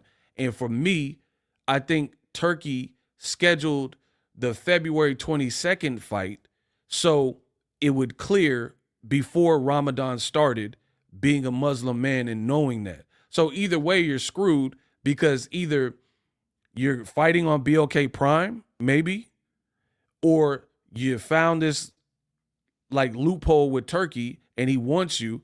But in that event, I would wager that the fight won't happen in March, the holy month of Ramadan. What does Turki look like telling the Muslims in the crowd to come out for Devin Haney versus John Doe in Saudi Arabia during the holy month where they're fasting and praying like 5 hours a day, but come to this Devin Haney show?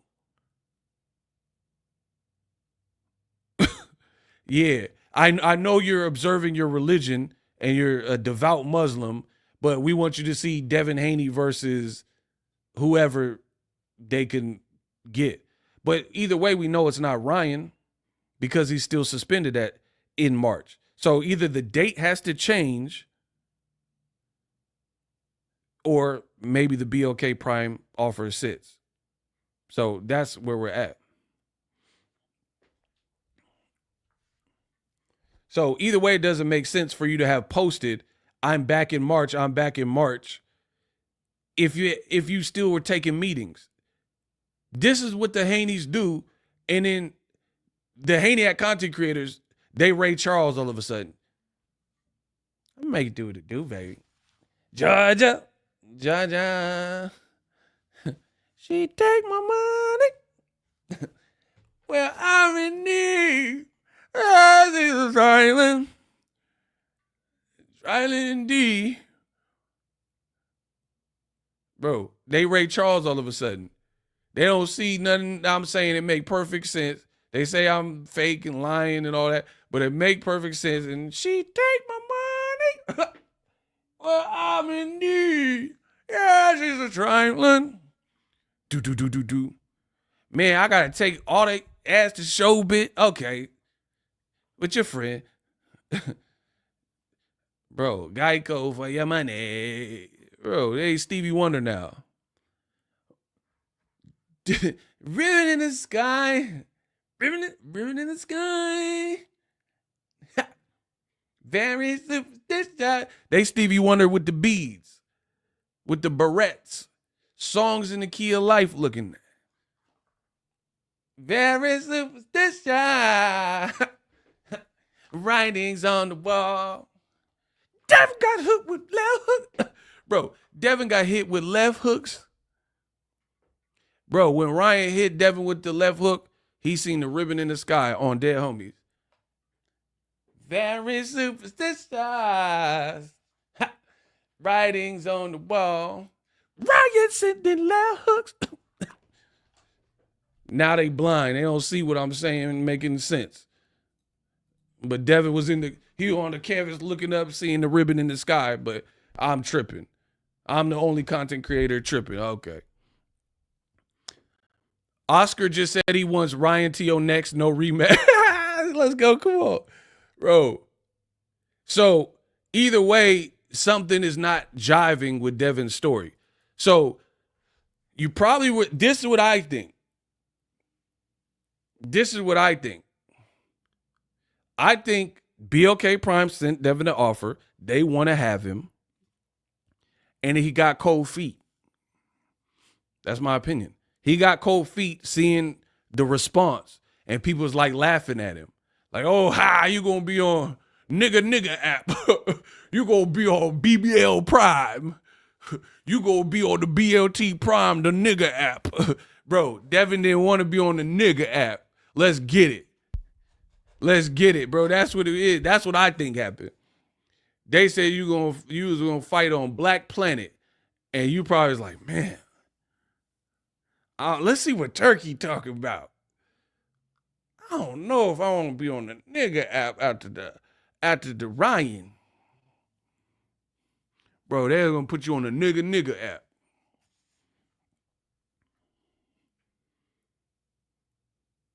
So we'll see. We'll see if Devin go to nigga app or if Turki got a little bag for him for something. And we'll see if Boxingego telling the truth. Because either, like, bro, you better hope and pray that Devin got a fight with Turki in March. Because if not, then I'm still right. Because I'm not saying Turki, I don't know what their meeting consists of. I don't know if Turki can get him on the app or have a show for him. But I'm highly skeptical that the fight would take place in March. It's already January, right? It's already January. I'm highly skeptical that the boy Turki, a Muslim, want to put a Devin fight in anywhere, but specifically Saudi Arabia during Ramadan. That don't make sense to me. Like Devin fighting in Ramadan is already kind of like, you did this last with Ryan Garcia. You have to fast. You have to fast, bro. So that's not ideal for any fighter. The boy Amir Khan is a Muslim too. He's Pakistani. He's a Muslim, right? Amir Khan was like, oh yeah, I want to fight Floyd and Pacquiao and bro. But he would chase Pacquiao and want to fight Floyd, but then he say I can't fight him during Ramadan because I'm Muslim and I'm not going to be weakened and like try to get these fights. Oh yeah, I think it'd be a good fight with Floyd and Pacquiao, right? So either way, like, and this is the thing: the Haniacs can do whatever damage control they want. They can diss me, they can counter program me. I don't care. That's totally up to you. But the funny thing that I've known about this business is this. Eventually, Devin's going to have to announce something. Are you retiring? Are you doing a fight? Is it with Turki? Is it with BBL Drizzy? Wherever. Black Planet, Nickelodeon. He's going to have to eventually carry on with his career or not carry on with his career and go to the Ryan lawsuit. So it's no skin off my back. In due time, you're going to see if Boxingego was cooking or if it's not. So for the record, recap, I'm not saying that a Turki fight could not be ironed out last minute. But it still doesn't make sense that you posted that you were going to fight in March. And I will say this, even if you work with Turki in Riyadh season for your very next fight, I do not believe because of Ramadan that it will be in March. So why did you post a picture saying you're back in March? Because you've already done this. You said at the Joshua Dubois fight that you were coming back in December of 2024. That came and went, and you never came back in December. So now you're posting pictures saying back in March, getting your base riled up. Oh, Devin's back in March, yeah. And now it's going to be another date switch, in my opinion, if Turki even has a fight for him or builds a card around him. Because I don't see him doing that during Ramadan, being a Muslim. I don't. I'm not Turki. I could be wrong, but you know I'm probably not. So either way, that's why I said this is the problem with Gen Z. They posting muscle pictures, prematurely announcing they're back. Guess who's back? Back again. Ego's back. Tell a friend.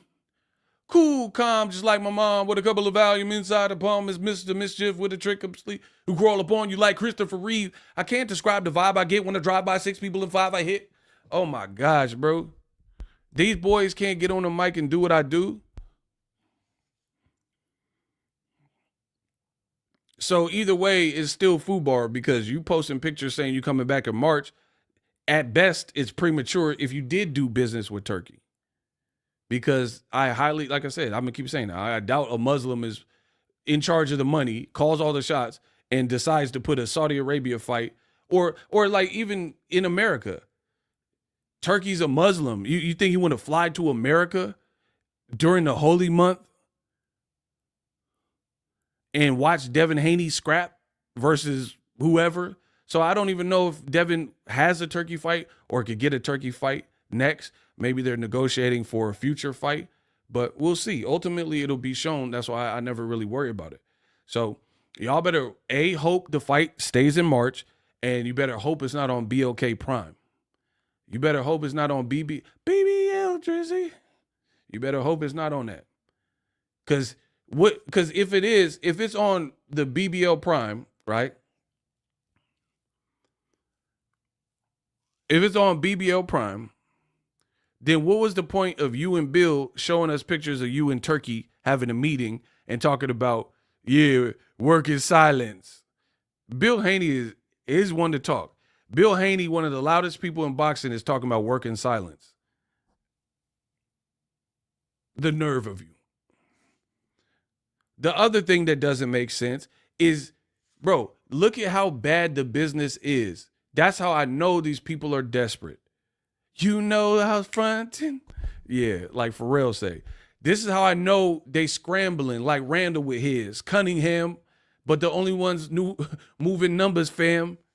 This is how I know they scrambling, just like I said. And Devin's options have been stifled post Ryan Garcia. Here's how.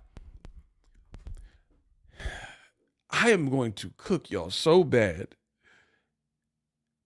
I've already established the chronological time frame doesn't make sense. To post a shirtless picture saying I'm back in March if you had not yet met up with Turki. Because you don't know what he's going to say or what dates he has for you.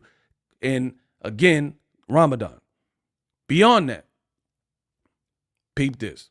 Beyond that is Devin Haney. Y'all got to get the likes up. Devin and Bill show their true colors. Why Mayweather don't mess with them anymore. Yeah, hey, y'all gotta. I'm really cooking y'all. I need y'all to get the likes up. Y'all gonna run me my money one way or another.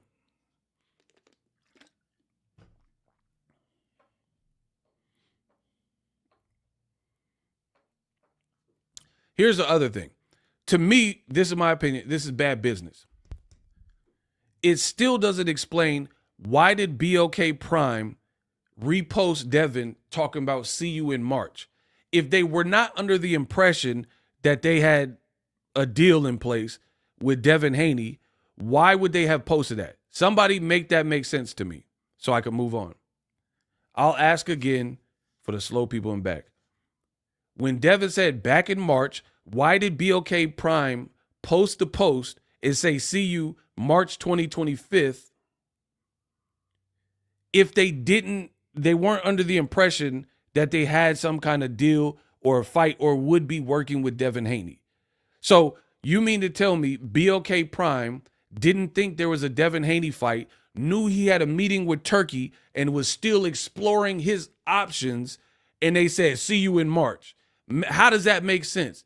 Bro, these people are liars, and we exposing the fraud in 2025. I'm going to say it again. Devin posted I'm back in March. BLK Prime seemingly co-signed it and said, see you in March. Why are they saying that if they didn't think that they had business with Devin Haney?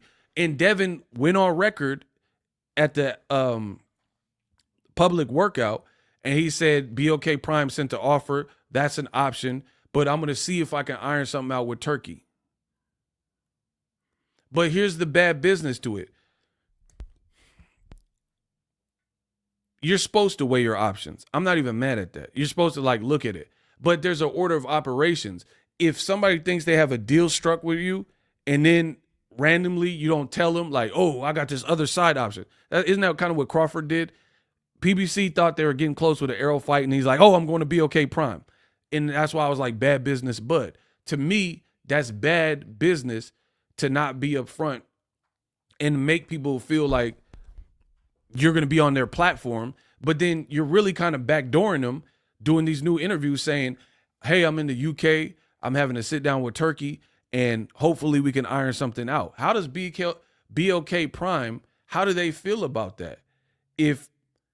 So you're basically saying, I'm going to go to, it's almost to me like you're saying, I prefer to work with Turki, but if I can't get it, I'll settle for BLK Prime. That's how I interpret it. Yeah, my man said, yeah, that's flawed. So, yeah, I just feel like there's a etiquette to it. There's an etiquette. Don't have BLK Prime looking crazy talking about see you in March and everybody reporting that, hey, Devin, next fight could be on BLK Prime. And then you're basically saying, that's like me. Let's say I'm in high school again, long time ago, whatever, right? I'm in high school and I'm like, hey, Nicole, I want to go to prom with you. And then she's like, let me think about it. So that's my first option. If I go to the prom with Cindy Lou, but I'm going to the prom with Cindy Lou contingent on what Nicole said. So if the Nicole girl says no, then I guess I'll go with Cindy Lou. Who wants that? Who wants to be a consolation prize? To me, that's kind of bad business. You know what I mean? That's kind of bad business to string people along, lead people astray, that kind of thing. Hey, I got a secret meeting with Turki in a week, so I don't know what I'm going to do. So don't post nothing about it. You know what I mean? So either way, it just looks bad. And somebody, somewhere, some way, it looked like the wires got crossed. Because I don't understand why BLK Prime would have posted that unless they thought maybe they would be working with Devin. So I don't know whose wires got crossed, but that whole situation looked funny. This whole situation looked funny.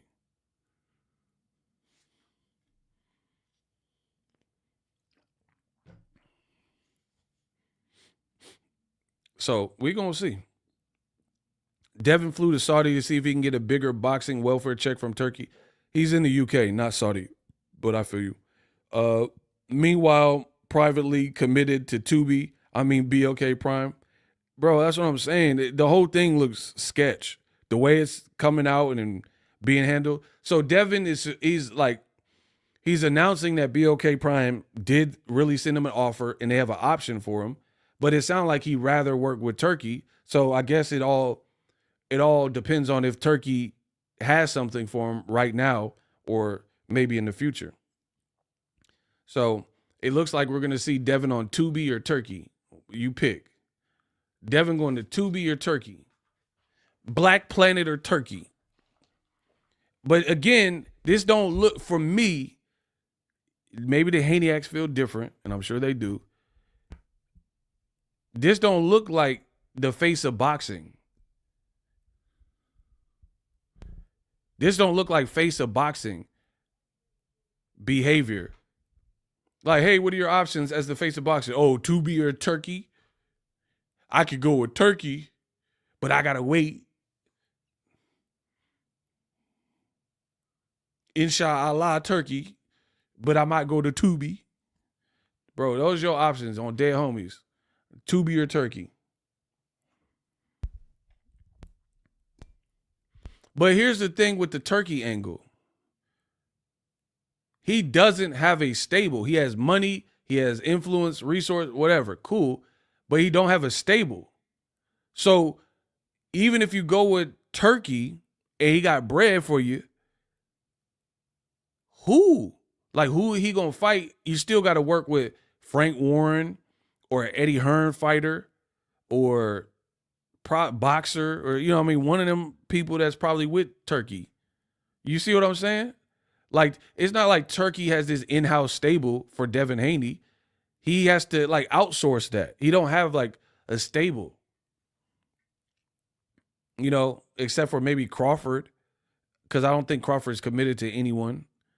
But Devin ain't fighting Crawford. We know that.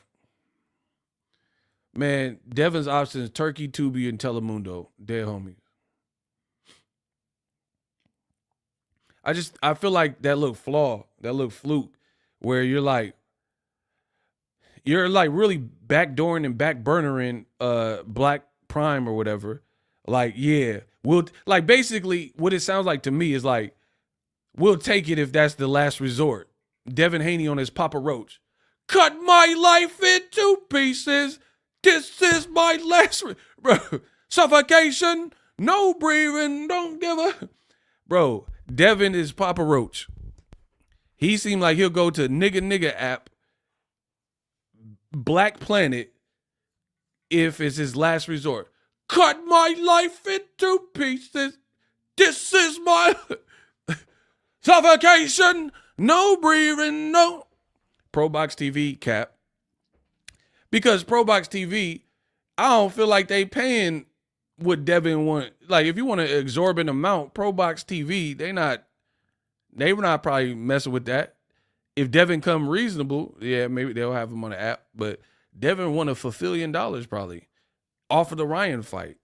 Again, this is gonna be your trouble. Like, oh, I gotta pee again. I'm about to cook y'all. Hold on, let me go.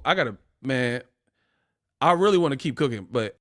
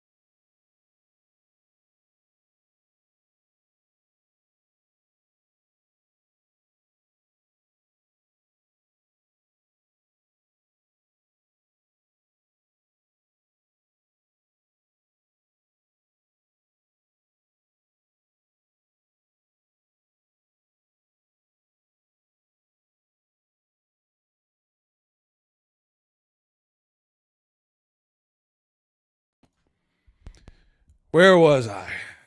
Kenya B says y'all crazy. Carlos said Devin showed they don't do good business when he fought Regis but ducked Sandor. That's what I'm saying. And then you paid Sandor step aside money for the Ryan fight to happen, and then you were supposed to fight him because you retained the WBC because Ryan missed weight, and afterwards, you just gave up your belt instead of fighting Sandor. So why you pay him step aside money? You should have just like, bro, the moves have been shaky. You paid Sandor $300,000 because it's in the lawsuit. I don't remember the exact number, but it was a good chunk of change. You pretty much had to pay, as the WBC champion, step aside money for Sandor. It's in the lawsuit paperwork. Let's say $300K, right? To fight Ryan. You thought the fight was going to be bigger than what it was. You didn't make the money you probably thought you were going to make. And then after all that occurred with Ryan and Osterine and, you know, how it played out, dropped a bunch of times, you gave up your belt, became a champion at recess with the WBC. So you just gave free money away. You gave Sandor Martin free money because Ryan was never eligible to ever win the belt because he played you with the weight and came in 3.5 heavy. So you kept Sandor Martin at bay with the step aside money to allow the fight, but then it wasn't even a title fight because Ryan missed weight.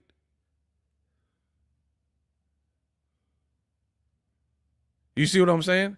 So the pain, you damn near should have fought Sandor Martin because it probably wouldn't have played out exactly like the Ryan Garcia fight, and you wouldn't have to pay $300K or whatever for him to step aside, and your career wouldn't be in this position. But this is what happens when you get greedy, when you move too fast, big for your britches, all that type of stuff. And now the Haneys are experiencing that side of it. The other issue, see, I'm telling you, when you don't keep it real, this is what happens, bro. When you just keep it real,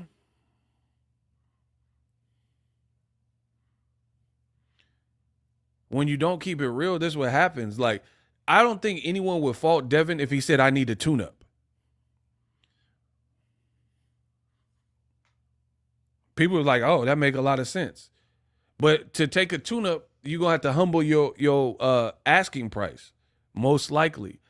But it would be better and beneficial for your career to probably take a tune-up. But Devin, you know, him and his team got their own plans, so good luck to you.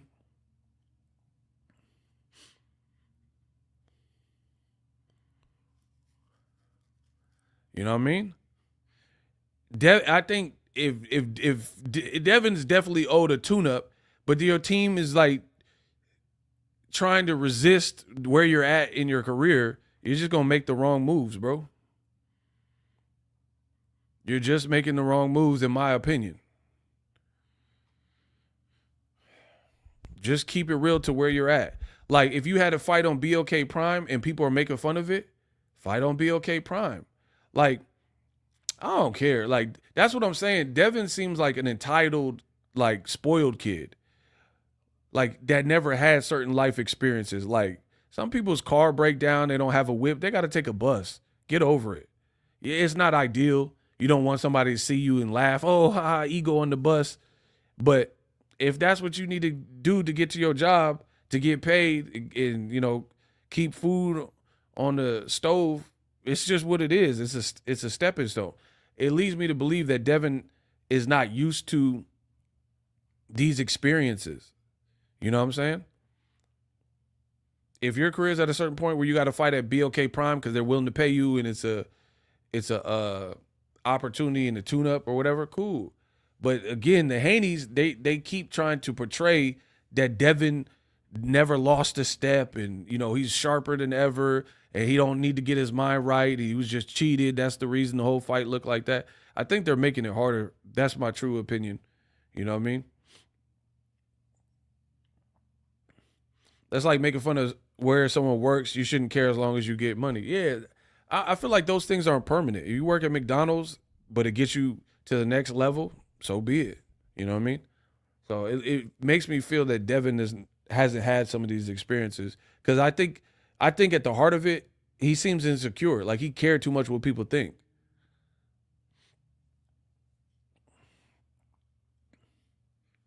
You can't care what people think, especially as a celebrity. Who cares? If people roasting BLK Prime or the Ryan Left Hook, it is what it is. But the Haneys, they want to get in the way of that and change the news cycle. It doesn't work like that. You're making people dogpile you because you're making enemies. You saying blah, blah, blah. Oh, shout out to my boy Simon. We got a $5. Listen, we got a $5 PayPal. My man from the UK, Simon, sent $5. If Devin hadn't made such a fuss over the loss to Ryan Garcia, most regular boxing fans would have forgotten about it by now. Oh my gosh. Shout out to my man from West Sussex. Perfectly stated. I've said the same thing. If the Haneyacks and the Haneys did not act and operate like this, people would have been over it. Jaime Munguia just got knocked out by a guy with no power. But guess what Jaime Munguia is not doing? Jaime Munguia is not acting like an imbecile, starting beefs with people at the lowest point of his career because he lost to Canelo, and a few fights later he just got knocked out by a guy with no power. He's not annoying fans. He's not living on Twitter. He's not dissing Boxingego. He's just, hey, I'm doing a rematch with him. I think I can beat him. That's boxing at its finest. You're not going to make people as mad doing that. Like, for me, like, I'm a fair critic. Jaime Munguia, you could say he shouldn't have lost to that guy. Okay, fine, but he did. But he's not doing anything to damage his career further. The Haneys are. He's not trying to infiltrate and, imagine Munguia if Munguia's daddy was all in the video and he's trying to infiltrate YouTube and tell content creators what to say and say, oh, the guy had loaded gloves and spread conspiracy theories and fight the crowd. Like, bro, he's not doing that. He just took his L, run the rematch, learn what you learn from the situation, and then it's going to be what's going to be. The Haneys, everybody would have been over this. No one even cares anymore. You see it. You see it in the comments. No one even really truthfully cares. They just want to are you doing a rematch or not? That's where people are on. But the Haneys nah, Ryan's a cheater. Victor Conte's writing essays about Ryan and Osterine. And the funny thing is this. The moves are, when you're desperate, the moves are so telegraphed, people. To me, everything the Haneys do, there's a agenda. There's an ulterior motive. I am of the belief that the Haneys signed up for 24/7, 365 testing because they thought that this would somehow pressure Ryan Garcia to do it. So if they don't rematch Ryan, they will use, Ryan don't want to sign up for year-round testing like us. He's not clean. That's what, to me, this is about. Who agrees with that theory? Who agrees with that theory that that's almost like a publicity stunt of we're signing up for this testing to show our good faith, and if Ryan doesn't do it, it's because he's such a rotten cheater? Who believes that that is the real reason why they did it? The best thing that happened to the Haneys was Ryan popping dirty. It gave them a perfect excuse for a poor game plan, and they trying to run it into the ground. But here's the thing. It's not just Ryan Garcia, so that doesn't work. Dimitri Bivol ain't on year-round testing. Artur Beterbiev ain't on year-round testing. Usyk, Tyson Fury, Wilder, nobody else is doing that. Tank, whoever you name, Oscar Valdez, none of these dudes is doing that. So you really on your own with that. So it's not, in my opinion, it's not going to make fans scold Ryan more or put pressure on him, because why would A-side Ryan do something that no one else is doing, but Ryan got to do it? For example, you could say Ryan popped dirty. So did Oscar Valdez. So did Canelo Alvarez. Canelo didn't sign up because he popped with the clenbuterol. He's not signed up for year-round testing. So unless you can enforce it and make everyone do it or mandatorily enroll, it's useless.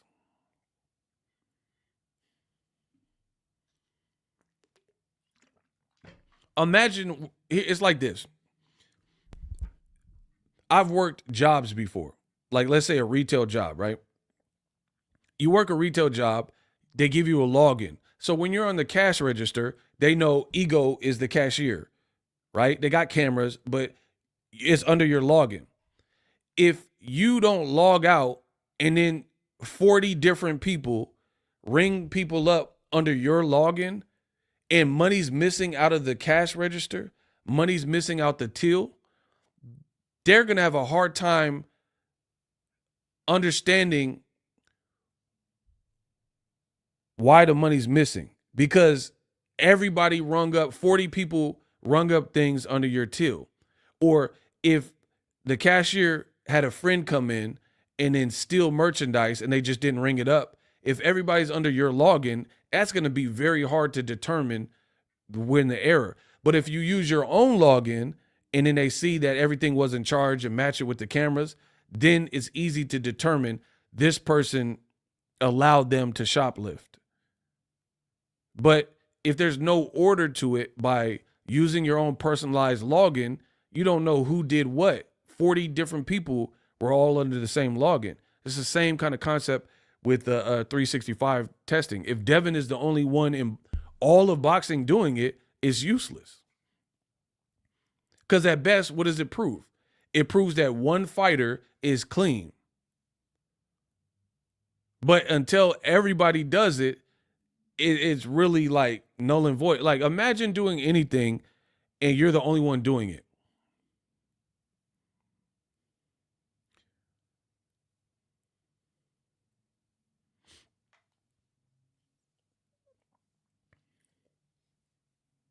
Like, it doesn't even make sense. Like, if you go to a liquor store and they don't really they don't care about losing their liquor license and they're not carding you, they don't card anybody. They just sell you the liquor. Are you going to pull your ID out? Like, honestly, why would you pull your ID out and then they don't even care? They're not even carding anybody. You'd be like, oh, hey, look, I'm doing it the right way. Look at, this is my ID. Here's my ID. Bro, they're not even carding you, so who cares that you showed them and you proved that you're over 21? They clearly don't give a and that's boxing. Devin Haney's the only one. This is my ID. I'm over the age of 21. Nobody else coming in the liquor store is doing that exactly. So I'm over 21. I'm not pulling my ID. It's not that I'm a minor and I shouldn't be buying alcohol, but hey, if they don't ask for my ID and they just ring it up, I'm out. I don't even drink, but you guys get what I'm saying. Yeah, Devin's like going into the liquor store. Here's my ID, good sir. Scan it, please. But the cashier's not asking you for it. Like, they don't care. Now, you can say, oh, that's not right. But listen, if you're going to buy alcohol and they're not carding and they just assume you're over 21 and you're legit over 21, then what is what it is. Because, again, year-round testing is a bit more intrusive. You got to stop whatever you're doing. Devin flew to the UK for an open workout and immediately got by them boys and had to do testing. That's not really a convenience. And it's not just, oh, okay, he don't want to be inconvenienced, so he must be a cheater. That's not how that really works. Because, to be honest, I don't do drugs. I've never done drugs. I don't cheat. I wouldn't want to I wouldn't want a PO. That's like almost like having a PO. Now, if that's the only way you stay out of jail or prison or whatever, yeah, you got to do what you got to do. But nobody's going to prefer and preferably have a PO, because what if they like, oh, you got to get up at 8 a.m. Oh, we at your door at 6 a.m. Like, it's not really what you call convenient. It's not like, oh, I'm on drugs, so I don't want to meet with the PO. You just might not want to meet at 6 a.m. You know what I mean? Or you don't want to drive to that side of town where there's traffic. So it's a little bit different. Even though VADA comes to you, it's still an inconvenient. Who wants to go through TSA and hop off planes and then immediately you got to give vials of blood? You're just trying to get to the spot. You might want to get something to eat. But if you duck VADA, that's going to be a negative mark. You see what I'm saying? Because it's like, oh, even though Devin was hungry, he refused to do it. So you have to do it. So, again, one person doing it is not enough to change the sport of boxing. You would have to have majority or all people doing it for it to really be effective. And since Devin did year-round testing, name one other fighter that signed up for that. Name one fighter.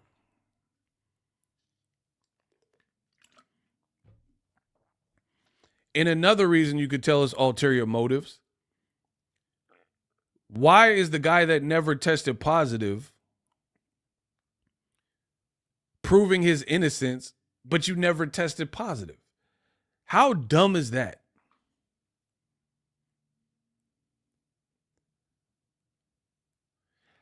Listen to what I just said.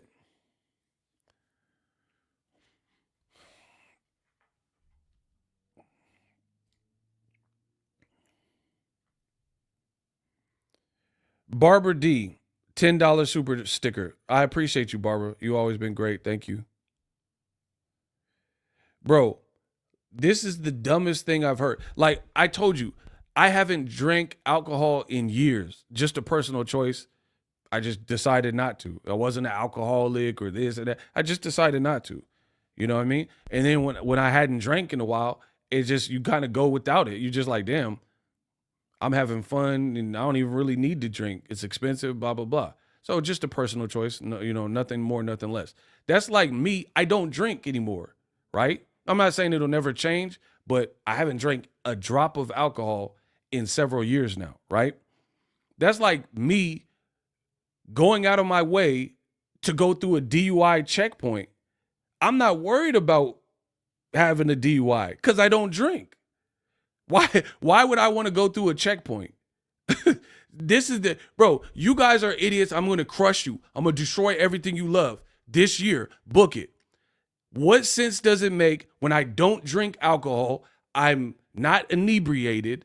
My BAC is going to be perfect. I don't do drugs. Why would I want to go through a checkpoint when I know I'm clean?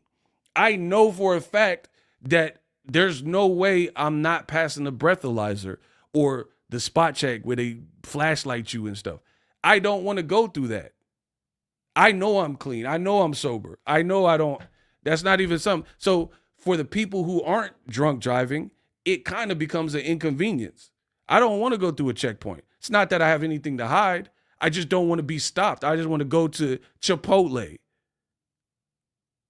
So what sense does it make that the person that never failed a drug test on record is doing goody two-shoe year-round testing? You've never passed. I mean, you never failed a test. So what does that even prove? I'm going through a checkpoint when I don't drink, when I don't do drugs, and I'm like, yep, I passed. You got to let me through. I knew I was going to pass. So that's what I'm saying. It's an inconvenient. Ain't nobody want it. The only people who are worried about checkpoint are the people who are intoxicated. That's the only person who cares where the checkpoint is. I don't care. You put a checkpoint outside of my crib. It's never going to affect me because I don't drink and drive. You see what I'm saying? So anybody who's doing stuff right, I don't have to prove it to nobody. I mean, I will prove it if there's a checkpoint and I have to go through it, but I don't prefer to go through it. So I'm just proving that I'm innocent when I know I'm innocent. I don't drink, so it doesn't make sense. Why do I want to go through a checkpoint? Again, the only people who are really concerned with the checkpoint are pretty much people who, oh, where's that checkpoint? Oh, they just set it up. Oh, it's on North Texas. You know what I mean? Those are the people that got to worry about it. If you sober and you know that and you know you don't do drugs, you're not really worried about what they're going to arrest me for. And the other thing is I got a license. It's not like I don't have no L's. I got registration. I got insurance. I don't got no contraband or something. I ain't kidnapped no kid, Code Adam. I don't care. I don't care about a checkpoint. It's not that I'm guilty. There's nothing that would get me stopped up in a checkpoint. But I still don't want to go through one if I could help it. So again, I'm asking you, what does this prove with Devin Haney, the guy that never failed a drug test, to be doing year-round testing? Were you just going to, every day that they test you, you're going to post pictures? Hey, I got another VADA test. 8 this week. I feel great. Like what? That's what I'm saying. So again, you got to look at, that don't really make sense. What person is going to willfully know that they're clean, but then opt to pay expensive drug testing and really the inconvenience, the money's because Devin got money, but the inconvenience of it all. And they're just going to go through that to prove I'm clean when you were clean to begin with. So again, I think they conjured up this plan like, oh, we'll put pressure on Ryan Garcia to sign up for year-round testing. We'll say that we signed up for year-round drug testing. Yeah. And if Ryan doesn't do it, he's going to look like the bad guy. And it gives us an excuse to not rematch Ryan. Yeah, because everyone is going to know this proves, because it's circumstantial, that Ryan doesn't want to do year-round testing, so he must have been guilty the first time. We got him. Open and closed case. Book him, Dano. This is the dumbest thing I've ever heard. Because, again, you're not just dealing with Ryan. Better be of and Bevo about the fight. They not doing this stupid. So until that, I don't care what they do with drug testing. We do want a clean sport. We do. But you're going to have to find a way to make it mandatory or enforce it with everybody. Devin Haney alone ain't enough to change to create enough of a ripple in the pond. He don't have the influence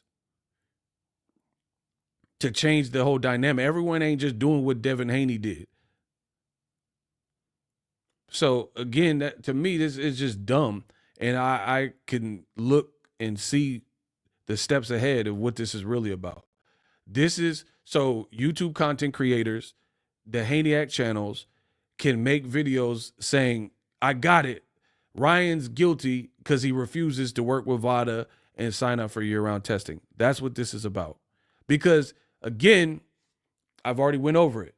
It makes no sense to never have failed a drug test, but you're so concerned with the public knowing that you're doing extra drug testing.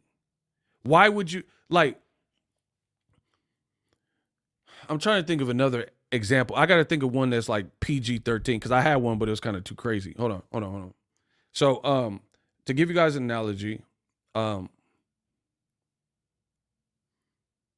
let's say a person, you've never sold drugs in your life, right?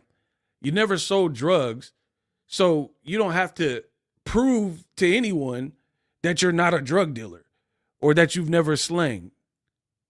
Like, that's not your world. Do you understand what I'm saying? So, you don't have to go above and beyond or do anything extra so people don't think you're a drug dealer. They shouldn't, by nature, think you're a drug dealer when you've never sold drugs.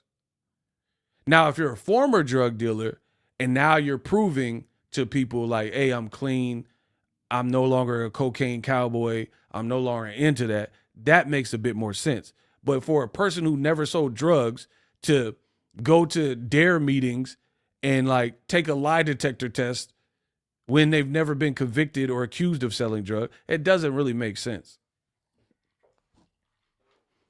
Like me, I don't care what people say about me. Prove it. If somebody say, oh, Ego's this, or, Ego's in jail for hitting a girl or something, okay, so where did that happen? You see what I'm saying? I don't have to go out of my way to prove that I didn't do something that I'm not even being accused of doing.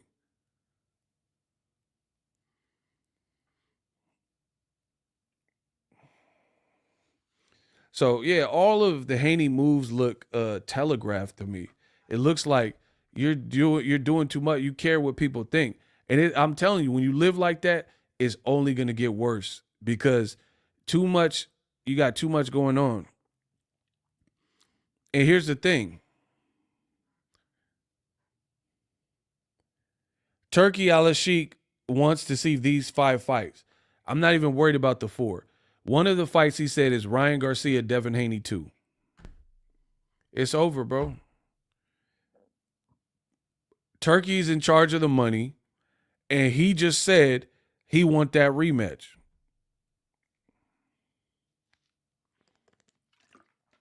So in my opinion, that's where Devin Haney's career, what it kind of comes down to. Whatever happens in that rematch. You ran over there to Turki and did a meeting only for him to say he wants you to fight the cheater. Oh my gosh, bro. Oh my gosh. Listen to what I just said. Listen to the sense that I make on my channel because I'm the best in the business and it's not even close. The Haneys have been from April 20th, or not 20th, the month of April, whenever Ryan tested positive, to now, all they say is Ryan's a cheater, big fat cheater, drug this, drug that. Victor Conti tweets, Oh, we got cheated. It wasn't a fair fight. Cheat, lawsuit, cheat sheet, blah, blah, right? That's all they've been talking about. You did all that for the man you just flew to the UK and have a meeting with to say openly in an interview that he wants you to fight the cheater again.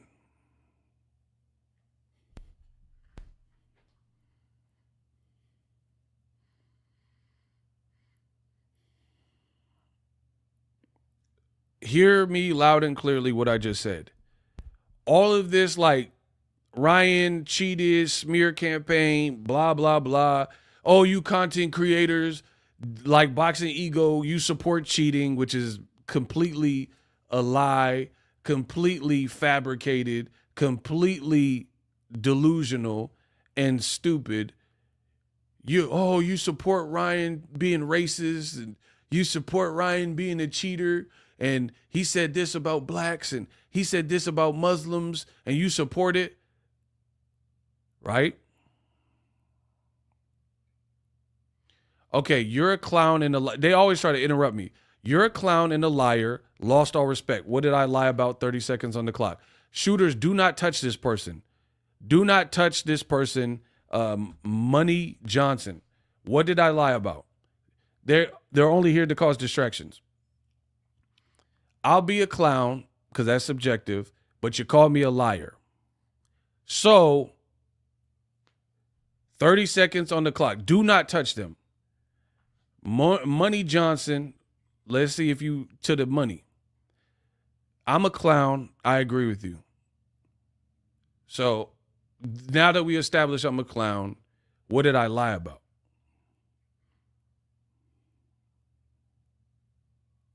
You have 30 seconds, good sir. 28. I wish you had more time. We're doing another hot seat, y'all. I told you, this is what they do. Every time I do a hot seat, I'll be all these names. So I've already admitted I'm a clown. Now, you got to prove that second part, and you have 30 seconds to do it. 25 now.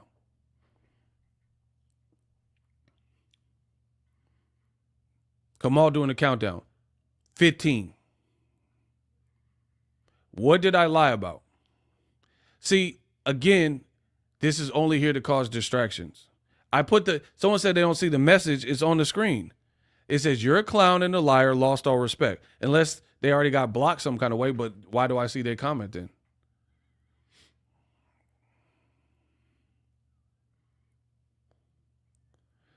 Well, I can see the message. You're looking at it on the screen. It says, you're a clown, Money Johnson, but they still haven't.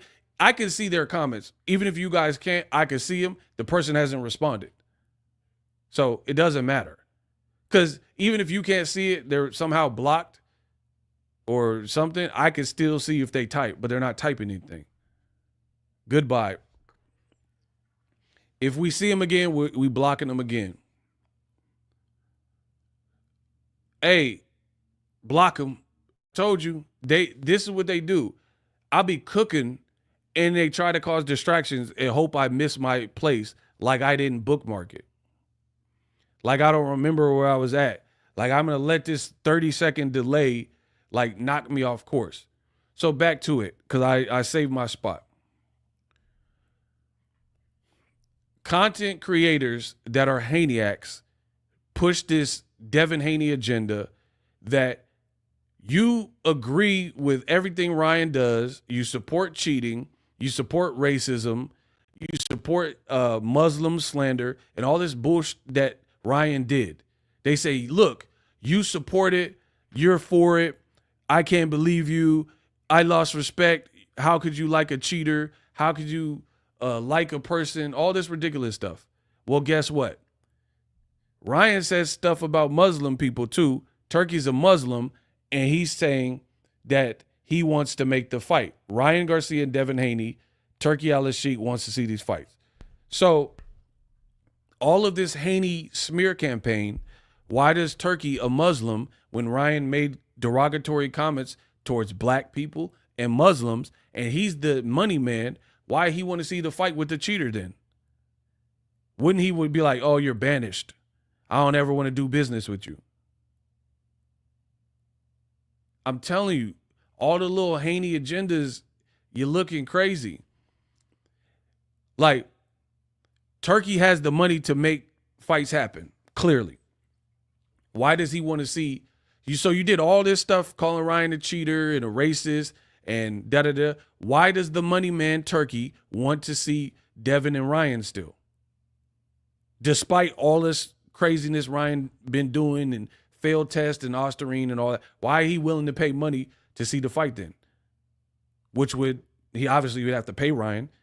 Was he going to say, oh, Ryan, I hate you. I want to make the Devin fight, but I'm not going to give you no money. Like, come on, bro. So the Haniacs did all this stuff. Oh, how could you support a cheater? How could you do that? Okay, then how could Turki pay a cheater? If we doing it like that, we're going to do it like that. How can the money man Turki pay a cheater? Why is he willing to pay a cheater? Why is he willing to have a racist and all this stuff you guys are saying? Why is he willing to have a racist as a main event with Devin Haney and pay him for it? He said bad stuff about blacks, bad stuff about Muslims, all that. Why is Turki? I'm not paying Ryan. I'm paying myself. I make content, I'll pay myself. I'm not paying Ryan. Turki would have to pay Ryan to actually get that fight off the ground. So either way, that's what I'm saying. All this stupid stuff y'all be saying is looking crazy. Why is Turki? Don't ask about content creators and YouTubers. Oh, how could you? Ask Turki why he willing to pay Ryan then. Ryan's a dirty, rotten scoundrel, a crook, a racist, blah, blah, blah, whatever y'all say, a devil worshiper. Cool. Why is Turki willing to pay him then? Ryan's not Muslim. He practices Christianity. So why is Turki So you did all that for nothing. You did all that for nothing. You did all this crying and lawsuits, all that for Turki still to be like, I'm willing to put up money. Because again, you're not putting up a fight with Ryan and Devin and not paying nobody. You have to pay them. It's a big fight. So you did all that crying and lawsuits and smear campaigns and call people cheaters and racists and all this stuff. How could you? All that for Turki to say he want to see the fight. He want the rematch still. And he want to have it on a Riyadh season card. You did all that for nothing. Why would they not want my help? Because they don't give a damn about you. They don't like you. I don't like you. I don't care. I'm here for the girl. The girl don't like you. Nobody likes you. You came all this way for nothing. Beach Boys. Great American music. Bro, you did all that for nothing. Beach Boys. You did all that for the money man Turki to say, bring me that fight in 2025. All that Vada, Ryan, you got 48 hours or else no fight. For the man you just met with, Turki Al-Sheikh, to reveal Su Young. Bro, you did all that, flew to the UK for the man to whisper in your ear, psst, psst, psst, psst. I want to see you fight Ryan. In the words of my boy D'Angelo, how does it feel? Mm-hmm. How does it? Ooh. How does it? Girl, it's only you. Have it your way. And if you want, you can decide. You did all that slow singing, and flower bringing, and Keith Sweat begging for Turki the money man to say, I want 5 fights this year, and one of them is you going against the cheater, Ryan Garcia. Turki didn't say, Ryan didn't sign up for VADA in 48 hours, no fight. He said, hey, that'll be good for business. That'll be a big fight for Riyadh season. Oh, the fans want that. I want big fights. Bro, my boy Turki, yeah, shout out to Turki. My boy Turki said, hey, we'll do an offer with Devin. I want big fight. Bro, my boy Turki out here. Bring me some chicken falafel rice kebab, and Ryan Garcia fight. Bro, my man said, bring me Devin versus Ryan 2, or should I say Ryan versus Devin 2, and chicken falafel rice kebab. Bro, I'm about to eat some chicken falafel rice and rice kebab and watch that fight.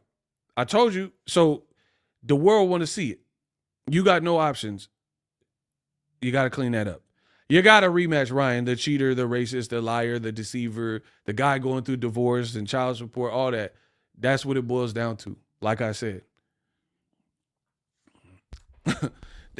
So, yeah, I find that amusing, to say the least, that the Haniacs did all this crying and stuff only for his ecstasy, as Devin says, his excellency to say, make the Ryan fight. Bill and Devin's theme song is a wankster. Hey, you tripping, bro. This man, you is a wankster. But you ain't saying that, but you never partnered. You a friend of mine, and some friend of mine. And what make? Hey, bro, I'm feeling like Prime 50. I'm really ready, man. The hood late, man. Don't make me run up in your crib like rubber, man. Hey, you gotta do. Hey, Devin Haney, you gotta do something. Hey, Devin, everybody listening, bro. I told you, it all boils down to that. So I can't wait for Devin's next move. I can't wait. Is it gonna be on Tubi, BBL Prime? Find out on the next episode of Dragon Ball Z. Yeah. And I ain't even trying to clown. I'm being real. Devin's head looks huge. Bro, his head look way too big for his body. So, I don't know. We're going to see how he look. Bro, this man's head look like a bobblehead, and his body look like stupid skinny. So I don't know what type of training or snack gym or whatever you got going on, but his head don't look in proportion to his body. So I don't know if he going down in weight. I don't know what the deal is, but I looked at that. Bro, I'm not even being funny. His head looked like disproportionate. And he's more stammering, stuttery on the mic. Blah, blah, yelling at the mic. Blah, blah, yelling at the mic. Your beard's weird. Yelling at the mic. Bro, I know I ain't the only one that's seen it, bro. His body looked like, so I don't know. He on the Atkins diet out this month. Bro, he on the Atkins diet out this month. Y'all see that? Man, that don't really show. Hold on.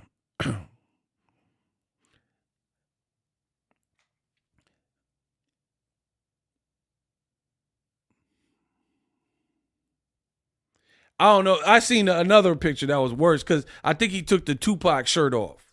He took the Pac shirt off. Yeah. There's one that was worse than it because it was just, yeah, it was when he was in the compression.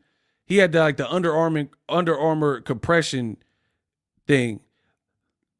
And like, bro, his body looked like low-key kind of sucked up. Like, man, where is that picture?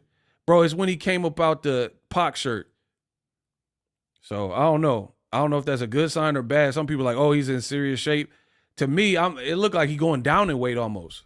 He going down. Meet me at the do do do do do do. Bro, he young jocking. He going down like you going down in weight. You look like Christian Bale in The Machinist 50 when he did that movie.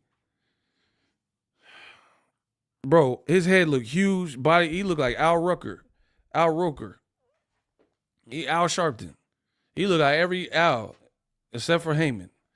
Al Roker, he looked like Big Boy Radio. His head don't match the body. Like somebody said he on Ozempic. I don't know what cut on. His body looks small, like he going down in weight almost. So again, maybe that's a good sign. Maybe just like dialed in. But see, the other thing is like, I don't know if that's a good sign. Like, yes, being in shape is a good sign for sure. But if you don't have an announced fight, why are you putting in all this work? Like, for example, you don't want to peak too soon in boxing. Like, better be if he not doing all this. Better be if stronger than Devin Haney, duh. But he don't have to do nothing extra. He didn't get cooked by Bevo. It was a good fight. So when I see him in training, he looked like where he's supposed to be at in training. Devin don't even have his fight announced, and his body looked like low-key too disproportionately small, and his head looked big, and we don't even know when you're fighting. And even if you do fight in March, which is what you said, it's only January 11th. So why, if it's January 11th, are you in this type of like mode, or like not mode, but like shape? So that's what I'm saying.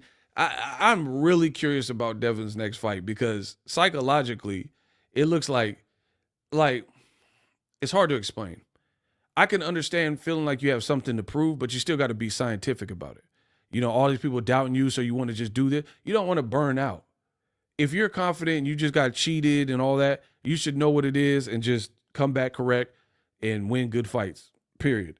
But it's like you're trying to, like, people said you were too big, because immediately after the fight, it looked like you were like depressed eating or something. And then now you drop it. Like, I guess it's the fluctuation of it all. Is that fair? Is that a fair comment for me? Or am I hating still? I'm going to let the fans pick. Is that fair that immediately after the Ryan fight, when you went to ESPN and said, oh, I never been outmatched like that. Oh, Ryan, I knew he cheated, blah, blah, blah, right? He looked big, and people talked about it like, dang, the fight wasn't that long ago, and you look huge, huge. Then he went to Crawford Madrimov, and they was booing him, and he looked huge. He did the interview with Andre Ward with the red jumper, the hoodie on. He looked huge. And then people were seeing him like in pictures and out and about, and they were saying Devin looked big. And then now you look like your body's almost too small, like you're moving down in weight. So I guess it's the fluctuation of the matter. That's what looks kind of weird. Like, you went from that. See, and to me, this doesn't show stability, because you don't have to do extra when you're on the right path. You know what I mean? Like, when things are going well for you, you just maintain. It's like the same, like Usyk. Usyk just became undisputed and beat Tyson Fury again. I seen a picture of him back in the gym. He looks like similar shape. He's not bulked out and like weighing a lot. He didn't drop a bunch of weight. Like, he just looked like regular Usyk. Devin is like one extreme to the another extreme. That's concerning to me, because it's making me like, what changes? Like, how do you go from this extreme to this extreme? Like, if you look at Tank Davis, Tank has been extremely consistent with his weight. When you see him with shopping bags and stuff, before the Lamont Roach, he looked like he was at a good walking around weight.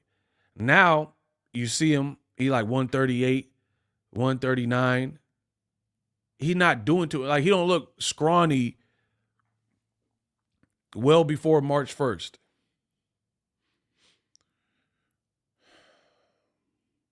Does that make sense? So I feel like that's concerning, because I just feel like the fluctuation of the matter. You really went from looking huge to like looking more dialed in, but almost to a point where you look too small, and we don't even know who you're fighting. Like, I guess it would be slightly different if you had a confirmed fight, but it sounds like you're still figuring that out. All this is weird to me. It's all that snack he be taking. He said he on them snackers. Devin on them smackers.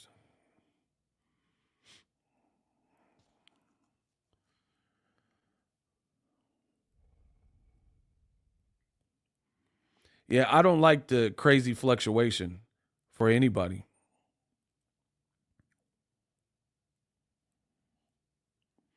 I feel like that's not necessarily good. Like, yes, I understand fighters sometimes have a chip on their shoulder when their back's against the wall, And ultimately, we don't know until Devin gets in the ring how he's going to look. So, maybe this drives him and he's like, comes back and he looks the sharpest he's ever looked. I don't know. I can't really predict that.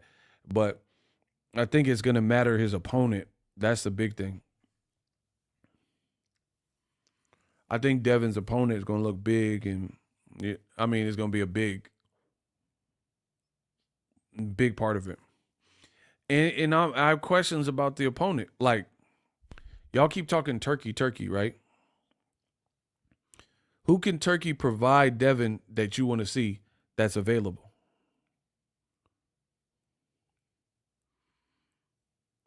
Who can Turki? Devin said he's back in March. Who can Turki provide during Ramadan that you want to see Devin fight that's available?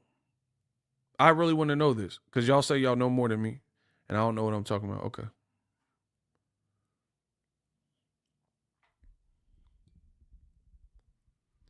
Matias, that's a highly dangerous fight. I mean, to me, that's a do or die fight. Pitbull has a fight, don't make sense. Pitbull's fighting on the Morrell card. Gary Antoine Russell doesn't make sense.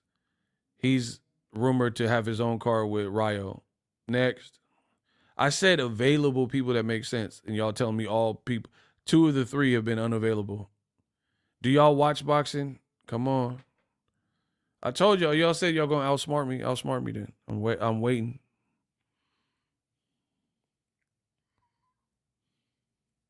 Hey, Kamal, stop deleting the people's messages. He didn't even say nothing crazy. Conor Ben, maybe that's an option. But again, back to Kamal's first one, Matias. Matias and Conor Ben are to me. Yeah, but Kamal, you don't have to delete his comment though. Just leave it. If you have a misspelling or whatever, who cares? It don't matter.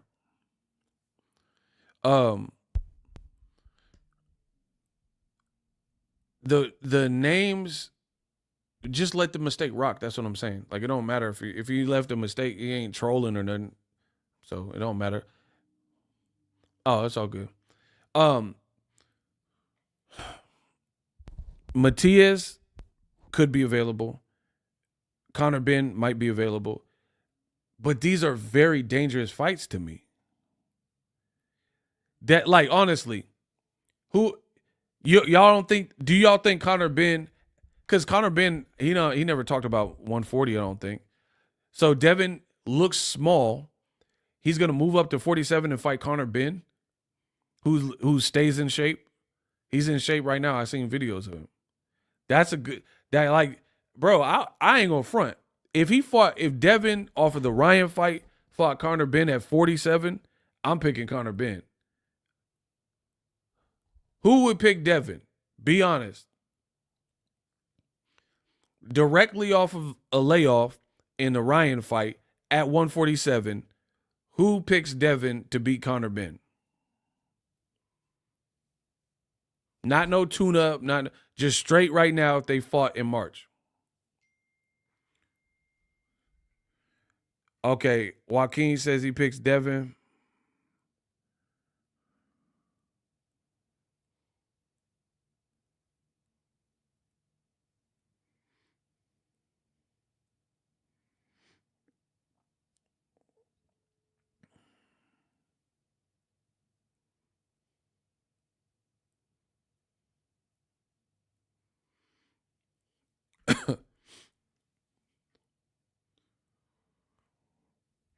If he's an underdog, you're going to pick him? Yes, at 47. Bro, I think for me, paint me skeptical, but I think Devin Haney's next fight needs to be picked right. And if it's not picked, in my opinion, right, then I think it's a difficult fight. Ben got no KO since the Eggs Benedict. It don't matter, though. He's still dropping guys and hurting guys.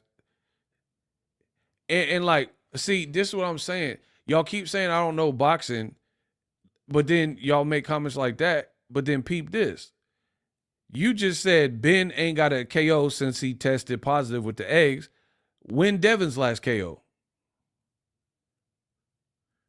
So if listen, I know y'all want me to be wrong. I know people, they hate that I'm undefeated.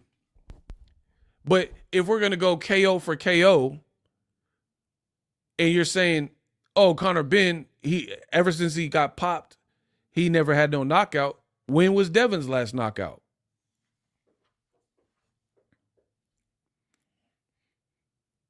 When was Devin's last knockout?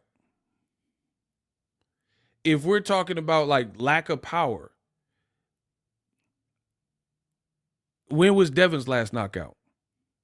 Furthermore, as a top elite analyst in this boxing game, I would also factor in that Conor Benn is more suited to the 47. I think he's even fought at 50s, in the 50s, right? So Devin would also be moving up from 40 to 47. So who cares if Conor never got a knockout since the Egg Benedict? He's still the guy who's been fighting at the higher weight. Devin, to fight Conor Benn, would have to move up. And if he ain't knocked out people in a while at 40, he has 0 knockouts at 140. 0. So his last knockout occurred at 135. And it was years ago. He didn't knock out Lomachenko. So you have to go back for Devin Haney's knockout. So how is that even a talking point? So Devin would be potentially somewhat jaded or damaged from the Ryan fight, off of a layoff, moving up in weight to fight Conor Benn. And his last knockout was years ago in 2019, I think on the Logan Paul KSI undercard. And they both have come back and fought other people in boxing since then. So it's like, what are we talking about, bro?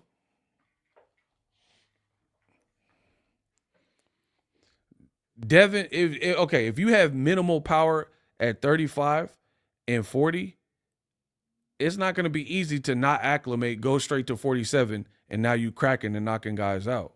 Because Devin has consistently had a weight advantage over a lot of his recent opponents before Ryan Garcia. So I think the Conor Benn fight would be dangerous. Because Conor Benn might be shorter than Devin, but he's the more like built for 47 guy. Like acclimated wise. Like I said, we'll see. It all depends what Devin decides and his dad or whatever. So we'll see what name is decided. But for me, I feel like anybody with power is dangerous. Anybody with power and experience is dangerous for Devin right now. Robert the Ghost Guerrero, man, come on. Nah, come on, you wildin'. Ain't nobody. Bro, Devin versus Robert the Ghost Guerrero is nasty work. That fight would go double wood. Like that, see, that's what I'm saying. Devin just said he wants the biggest fights. Robert Guerrero and Berto, those aren't the biggest fights for him right now. So Gary Antonio Russell, but he going to Turkey. How is that going to happen? No, I don't see that happening either. Bro, I'm telling you, Devin, in between the rock and the hard place. To get the bottom line is this, which I've always said. What I've always said. The bigger fights, you could get paid better. But then the bigger fights where you get paid better are also inherently more dangerous. Or you can humble yourself, take a major pay cut from what you probably would want, and do something that's like better equipped coming off of the Ryan fight. Elvis Rodriguez, I mean, I don't think it's a big fight, but I guess my thing, these are the fights that I think would be good for Devin, that are reasonable. Blair Cobbs, Kenneth Sims, Brandon Lee.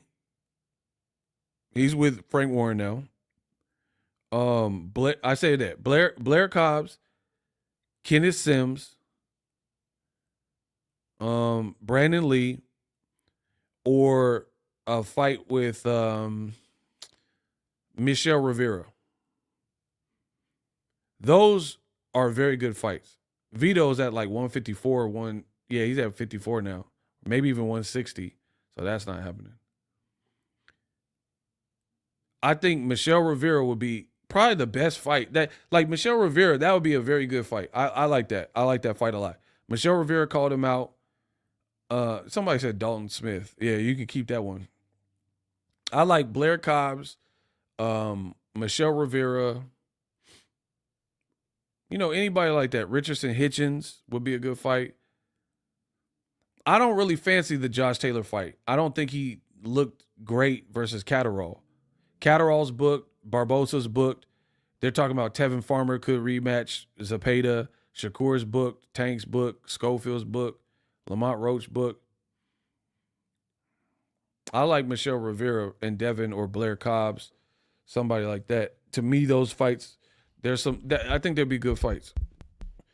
Like, because if you get too crazy with it, I feel like then it becomes like a fight where it's not even desired.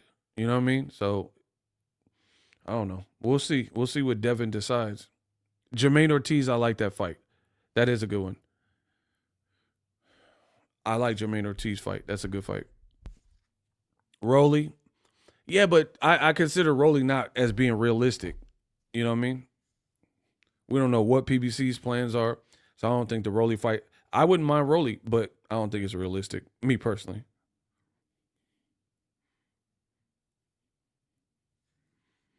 If Cobbs lands, Haney is in trouble. I think if anybody lands, Haney's in trouble until he shows us that he's mentally back. Not anybody, but anybody with power. Anybody who got cracks can illustrate a problem for Devin Haney at this point. And it's funny because, like, the Haneyacks are crybabies. The Haneyacks content creators are crybabies. They're going to do all... History repeats itself. I've been in this moment so many times. They're going to talk this up and say, oh, Ego's hating and Ego's a liar. But you can't fight for Devin Haney. You can't. You can't impact that. You can be his number one supporter. You can have pom-poms. You can't fight for him. So ultimately, it will all be decided. Like, first of all, if he fights somebody that's not a fight that anyone desires, then that shows you the confidence is probably not there. If he fights someone tough, we gonna see. And the Haneyacks channels can't fight for Devin. What are they gonna do? They can't get in the ring and then start hitting Subriel Matias too. Like, what y'all thought this was? If Devin fought Subriel Matias, for example, you think a Haneyacks content creator is gonna jump in the ring and help Devin like beat him? It is not gonna happen. The Haneyacks content creators, depending on where his fight is, if it's in Saudi Arabia, they probably won't even book a flight there. But they love Devin so much. Ain't that something? Imagine that. Imagine being Haneyac'd out, but then if Devin fight, depending, especially if it's a low-level fight, low-tier fight, they won't even go to the fight. But then they spend all this time talking about Tank and Tank sucks and stuff like that. Tank fans will travel for a Tank show.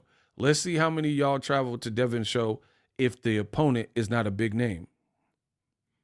Because let's be real, Tank fighting Lamont Roach is good, but it's not a huge name and people are still going to that fight and it'll probably set a record. Bro, I'm telling you, the Haneyacks are like, it's not even a real thing.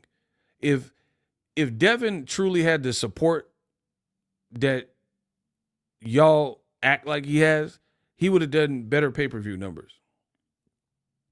No matter who he was fighting.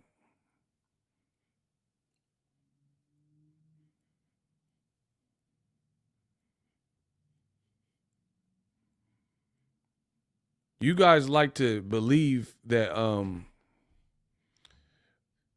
you guys say stuff that you know you don't believe. That's basically what I'm getting at.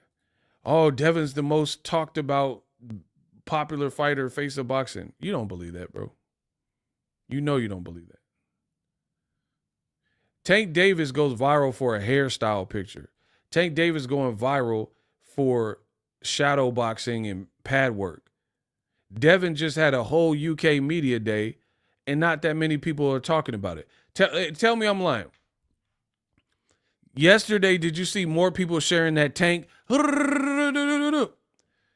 with Barry Hunter, or did you see more people posting clips of Devin in the UK? Devin did a whole media workout with a trainer. Tank clip was a very small, short, digestible, under a minute, 20-second clip, and everybody was posting it and talking about it.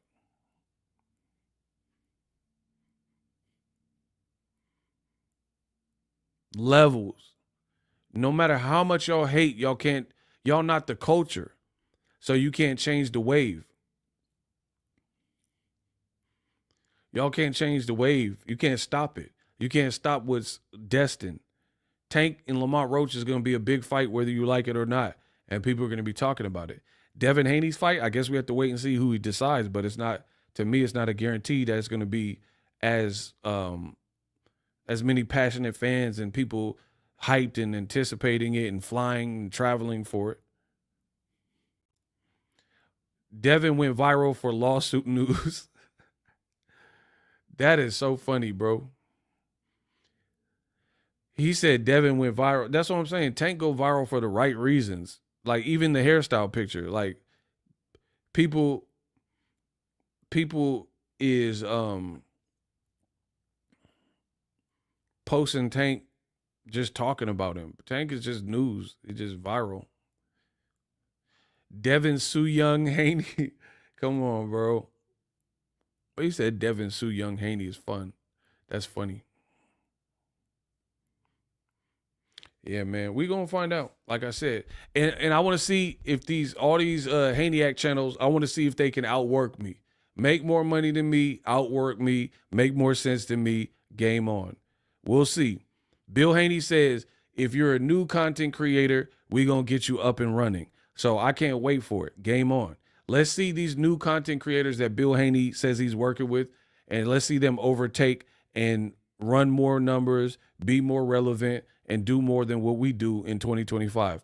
I cannot wait. I am definitely looking forward to 2025. It should be a phenomenal year for all of boxing. And as far as, like I said, the Haneyaks can say whatever they want, and the content creators, but here's the thing. Ultimately, we're going to find out, because Devin has to announce at some point, and we're going to see whose commentary really added up to something, right? We'll see if Devin's really involved in a big fight. We'll see if it's pay-per-view. We'll see what network it's going to be. Riyadh season. Is it BLK Prime? Are the fans happy about it? People roast him for it. How does he look in the fight?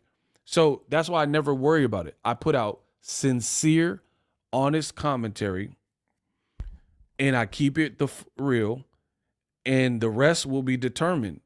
So that's all I got to do, is do my job to the best of my ability, be honest and be transparent. If ever I'm wrong, I always get on here and say, dang, I got that one wrong.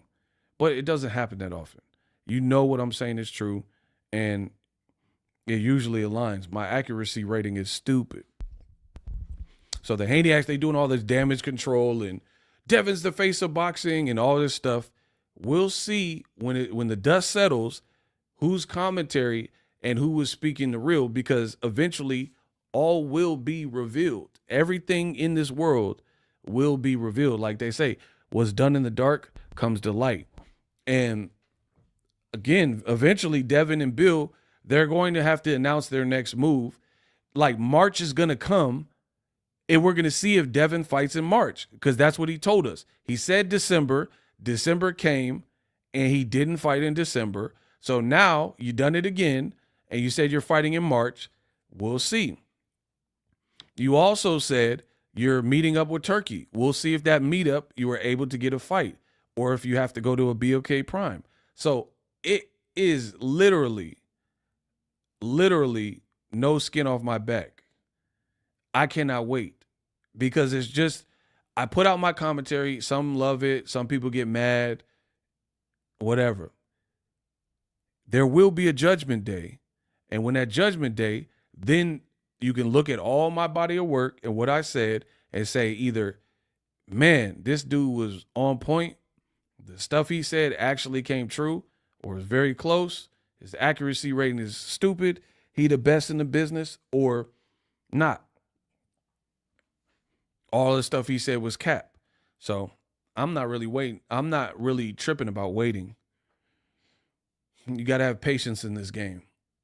But I know everything I put on wax is true. And it's what I really believe. I know for a fact that Haniacs don't believe what they're like. The Haniacs will lead you to believe that Tank is not the face of boxing and somehow Devin is. How is Devin the face of boxing? He's complaining about his paycheck. Canelo and Tank aren't. So how are you the face of boxing? They can't answer these questions. They'll be like, man, Ego's tripping. I used to like Ego. I used to watch Ego. Oh, Ego this. I don't care about none of that. Answer the question. Don't let people distract you from what's really going on. Yeah, fight Keith Thurman. Enjoy. Now Bill says Jake is the face of boxing. All right, whatever. Canelo and Tank are not complaining about their paychecks. Devin did. So how's this face of boxing behavior? The fact that BLK Prime is even an option for Devin, that's not face of boxing. There's been no one outside of Terrence Crawford, and to me, he's not the face of boxing. He's an impressive, extremely great fighter. But Bud has never been known as like the moneymaker guy. Nobody's fought. Why didn't Floyd fight on BLK Prime when he was active? Why Canelo not like, oh yeah, look this guy, I'm on BLK Prime. You know what I'm saying is true. The fact that BLK Prime is even in the mix shows he's at a different point in his career, because that wouldn't even be an option. It's not an option for Canelo. It's not an option for Tank. Wilder might go to BLK Prime, but he also lost his last 2 fights, one by knockout. So he has, in his last 5 fights, I think he got like 1 win and 4 loss. So again, if BLK Prime works for you and it makes sense for where you're at in your career, by all means, have it. But you can't, at the same time, you can't say I'm the face of boxing, but I have to fight on an unproven app. That's just not it. That's like The Rock saying I'm the face of wrestling, and then he got to go on one of them little side AEW and A&W root beer backyard, WCE, them ECW, them little backyard wrestling. You can't, how you say you the face of wrestling if you The Rock, but then you got to go on ACW, AEW, and WCE wrestling, all these like unknown wrestling things that have like a much smaller fan base than WWF, WWE. You know it don't make sense, bro. When I say I'm the best in the business and it's not even close, that's because I've done things that people haven't done, especially in this space. And I'm not talking about, it doesn't require me to go to a fight. I don't have to ever go to a fight again. I'm paid. I never have to go to a fight again. That's just icing on the cake.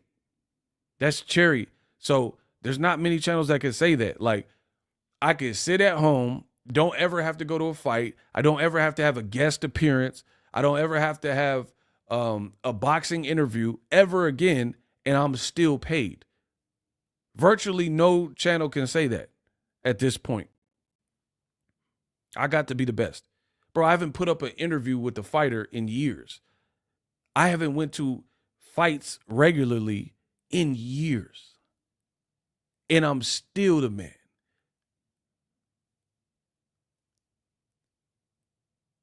Shout out to my boy. He on the flight. Have a safe flight. You see what I'm saying? I don't have to go to a weigh-in. That's extra. Interviewing a fighter, that's extra. Going to the fight, credentials, I've been there, done that. I done cover more fights than whoever, most people outside of like Fight Hype and Hub and, you know what I mean? people who clearly cover more fights because that's their lane. You know what I'm saying? That's all just extra for me.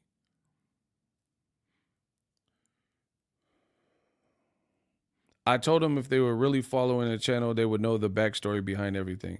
That's what I'm saying. I don't have to prove nothing to nobody. You got people taking sides and stances and like, oh, Ego, I used to listen to him. I can't believe him. You don't even know what caused it. See, that's what I'm saying. People, they don't even care about your side of things. They just like, oh, how could he say this about the Haneys? How could they say what they said about me? Listen, y'all didn't say nothing when the Haneys was taking shots at me. So why is it different on my end? How could you use your channel and speak the truth? How can the Haneys use their platform and speak lies on me? But nobody cared for Ego. Nobody cared to protect me, and that's cool. I don't need it. But like I said, stay over there. That's cool. We're gonna do it like that. You think I'm gonna sit up here and let people lie on me and assassinate my character and just shut up and zip it and, oh, they're from the Bay, so keep lying on me and keep saying that I'm gonna be replaced and all these other channels is better than me and all. Like, yeah, okay, I'm just gonna sit here and just be like, oh, let me let Bill Haney lie on me. That's what y'all think this is? That's who you like after all these years, that's the person you think I am? And then people's like, oh, you're not from the Bay because you're going to get someone from the Bay or whatever. That make me the realest muff here. That I don't care if you're from the Bay and I'm still keeping it real. So how's that make? That don't make you fake. That make you the realest. I'm the realest muff breathing. That the fact that someone can be and claim the same area and I'm still going to keep it real on them. I got to be the realest ninja breathing. What y'all talking about? People, oh, man, how could he claim the Bay? Oh, I can't believe it. And Ego claims the Bay and the Haney's from the Bay. The fact that I'm keeping it real. You got people who's not from the Bay and they trying to do the Haney bidding and they ain't lying. So how is that real? You're not even from here. You ain't even from NorCal on Dead Homies. So who's really real? Like, you tell me who's real. The person that it don't matter where you're from. If you're doing right, you're doing right. If you're doing things that require credit, you get credit. And if you're doing bad and moving funny, you get called out for it. I got to be the realest in this month. You guys aren't. That's why I say a monkey can't look a lion in the face. Like, I'm the king of the jungle. That's the way it is. Like, you, of course, you don't understand because you a snake. You a slithery snake with no morals, with no integrity. So you can't understand how two people can both rep NorCal or whatever, and they can have a difference of opinion and a person can call someone out on their flaw. You can't understand that because you would never do that because you're a coward. You're a coward, and that's what cowards do. They just, like a dead body in the river, they just float and just go along with it. I'm not going along with it. Somebody said they trying to devalue my brand, and I'm just supposed to go along with it? Y'all got to look. Y'all got to study. But that's what I'm saying. I'm not here to gain sympathy. This is great. This is great for boxing. But do the knowledge. Read the last issue. Understand why I would be mad. Vibe viewers.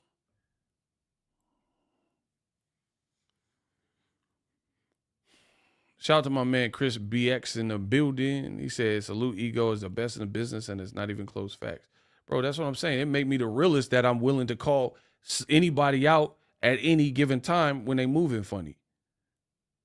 But since you guys are emotional beta males, you can't understand that because you have to be subservient and do whatever Devin Haney and Bill Haney want you to do. So, of course, I don't expect people to understand it because you're not built like that. You're like, Bill can lie in your face and you got to just go along with it and just be like, yeah, the Haneys is always right. I ain't got to do that. That's why they try to put mudslides on your name in smear campaigns. Ego condones cheating. Ego siding with the racist. Yeah. My whole body of work, I'm pro-racism. Good luck convincing the people of that boxing ego ain't for the culture and I'm pro-racism when I spent my whole career outing the real racist in the sport of boxing. So y'all got y'all work cut out for you if you want to, hurt my credibility. That's what I'm saying. What's understood don't really have to be explained. I don't have to go through my whole track record and prove to anybody that, oh, I'm not a racist. I don't support racism. Y'all know me for that. I've always called out the bigotry, the racism, the prejudice, the bias, old media. I created this stuff, these terms and stuff. So if you don't understand by now, then you ain't been in it long enough, or you just don't get it because you don't want to get it. Either way, the paycheck's the same. It don't matter to me. But it's going to, like I said, and it's going to be some stuff. I'm not a psychic, but I have feelings and I have intuition. And I just feel like this is going to be a fun year. Like, we haven't even got to the lawsuit part. Does it get dismissed? Does Ryan win? Does Devin win? We ain't even got to the good stuff. I can't wait for that lawsuit. Yeah, bring that lawsuit, because I'm going to have a lot to talk about that, depending on what happens. I'm a content creator, dummy. I make content. So, yeah, keep doing the Haney agenda and this, and saying Ryan's a cheater and Osterine. You did all that for Turki to say he want to see Devin and Ryan next, or 2025. So good luck with that. Like, imagine, like, trying to follow the Haney way and push all their agendas and smear campaign anybody that's calling the Haneys out, only for Turki, the guy that Devin and Bill ran to, for him to say one of the top 5 fights I want to see is Devin versus the cheater racist Ryan Garcia. Turki didn't say Devin was wronged. Ryan's a dirty, rotten scoundrel and cheater. I'll never do business with him. You did all this lawsuits, all this crying for the man with the money that you ran to, Turki Al-Sheikh, to put it on wax that a very good fight for his brand, Riyadh Season, is Devin in a rematch with Ryan Garcia.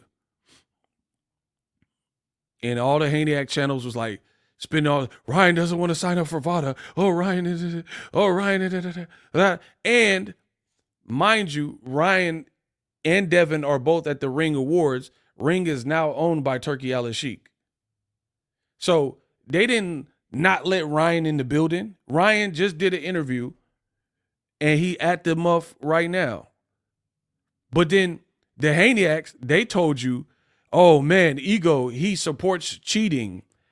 They try to throw Ryan's faults and his failed drug test on me because they thought this would stick and people was going to go along and say, Ego supports cheating. Ego's a coon.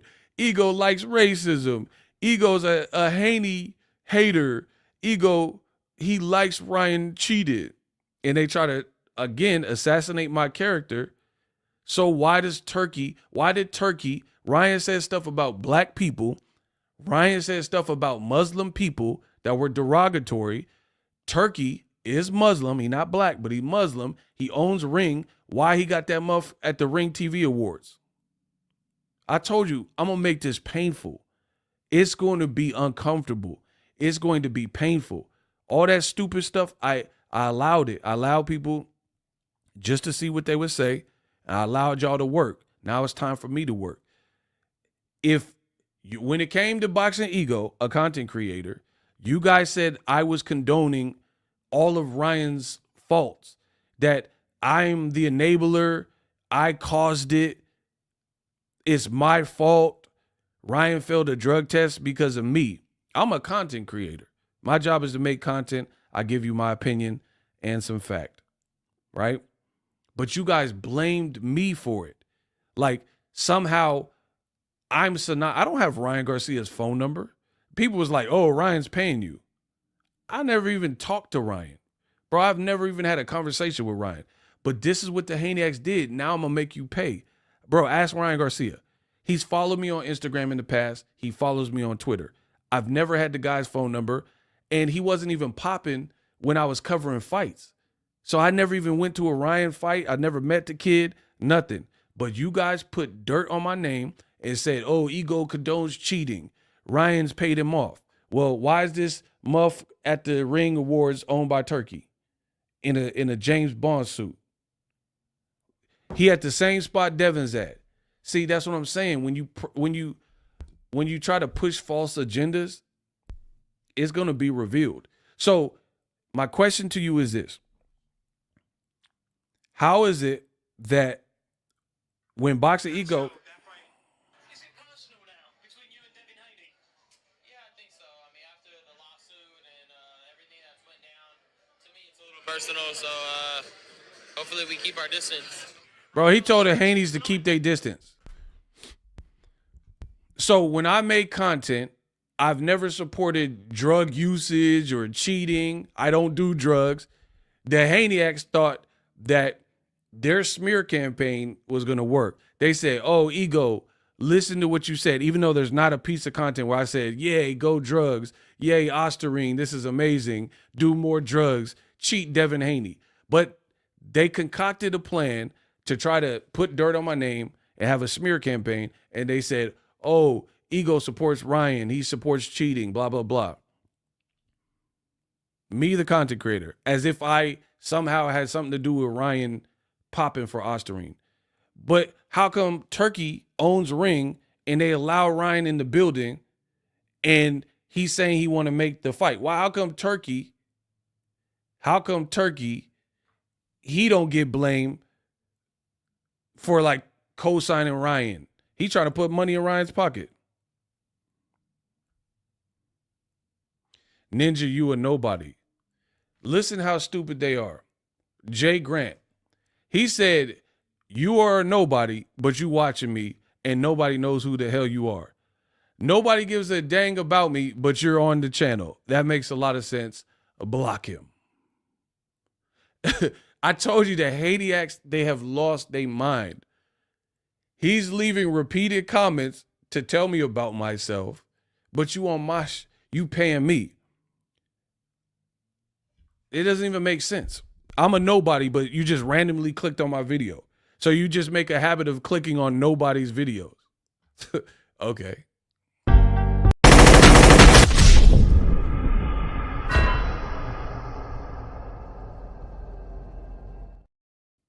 That would be like going into McDonald's and saying, nobody knows you. Nobody even eats your burgers. You're just in the lobby. Bro, these dudes, I told you, Hadiacs, they lost their mind. The Ryan left hook has knocked them all out. When they hate, donate. Shout out to Joaquin. Appreciate you. Yeah, when they hate, donate, we're going to just run the numbers up. That's like going into McDonald's, yelling in the lobby. No one even cares about your burgers. No one likes you. And you got picket signs. They in the lobby screaming that no one's ever heard of McDonald's. No one cares about McDonald's. You see people in the lobby eating their food in peace, but then you got a random picketer, and they're like, we don't care. We're not gonna take it. We're not. Bro, how does this make sense to go to the McDonald's lobby shouting that nobody cares about McDonald's? That's literally what he did. He came in here. We've never seen you. We know you're an informant, and we know you're a Haniac, and you said, you're nobody. Nobody cares about you, but you came into my establishment. It would be like going into McDonald's, yelling in the lobby that nobody likes McDonald's burgers. Nobody likes these burgers. Everybody should leave. Am I right? These dudes are pure idiots, and I'm going to have fun this year. You're a nobody. And the funny thing is, I've been doing this so long, the only way you could affect me is if you cook me with facts. Why would I? Oh, Ego, you're short. Okay. Nobody cares, but you cared enough to be here. You'll never be able to affect me or make me feel a type of way with lies. I don't know what content, because I know some of these content creators be on here crying and stuff. Bro, what? Y'all got me fucked up. You're a nobody. Okay. Nobody even likes you. We got Ruben Guerrero in the crowd. You guys like this guy? Boxingego? He beat up his wife. They mad. Okay. And the funny thing is, we're not even 2 weeks into the new year, and the Haneys is getting cooked. We still got 11 and a half more months, and the Haneyx is already feeling this pressed. Nobody likes you. You guys like this guy? Boxingego? He beat up his wife, his baby. Whatever. When they hate, donate. I'm going to make y'all pay. Y'all going to pay. Y'all going to pay my wages. Shout out to Carl. But that's why they always resort to insults, ego. That's what I'm saying. Notice, I'm not talking about Devin's baby. I don't do, you know what I'm saying? I don't leave no like kids in it and stuff like that. I'm talking about boxing. I'm talking about his career, where he's at. They talking about, you're nobody. Nobody. Bro, they turned into Michael Jackson in bad. You ain't bad. You ain't nothing. Girl. You ain't bad. You ain't nothing, ego. Okay. I'm not bad. I'm not nothing. Nobody likes me, but you're here. I hate when fans do it because they be saying, hold on, Kamal Oz, okay. Shout out to Kamal Oz. Why? I like it in this way.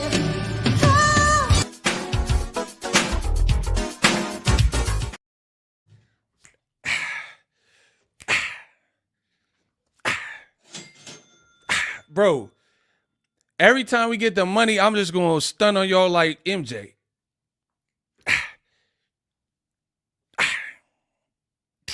Bro, the Haneyx get mad when I get on my MJ. I'm the king of pop.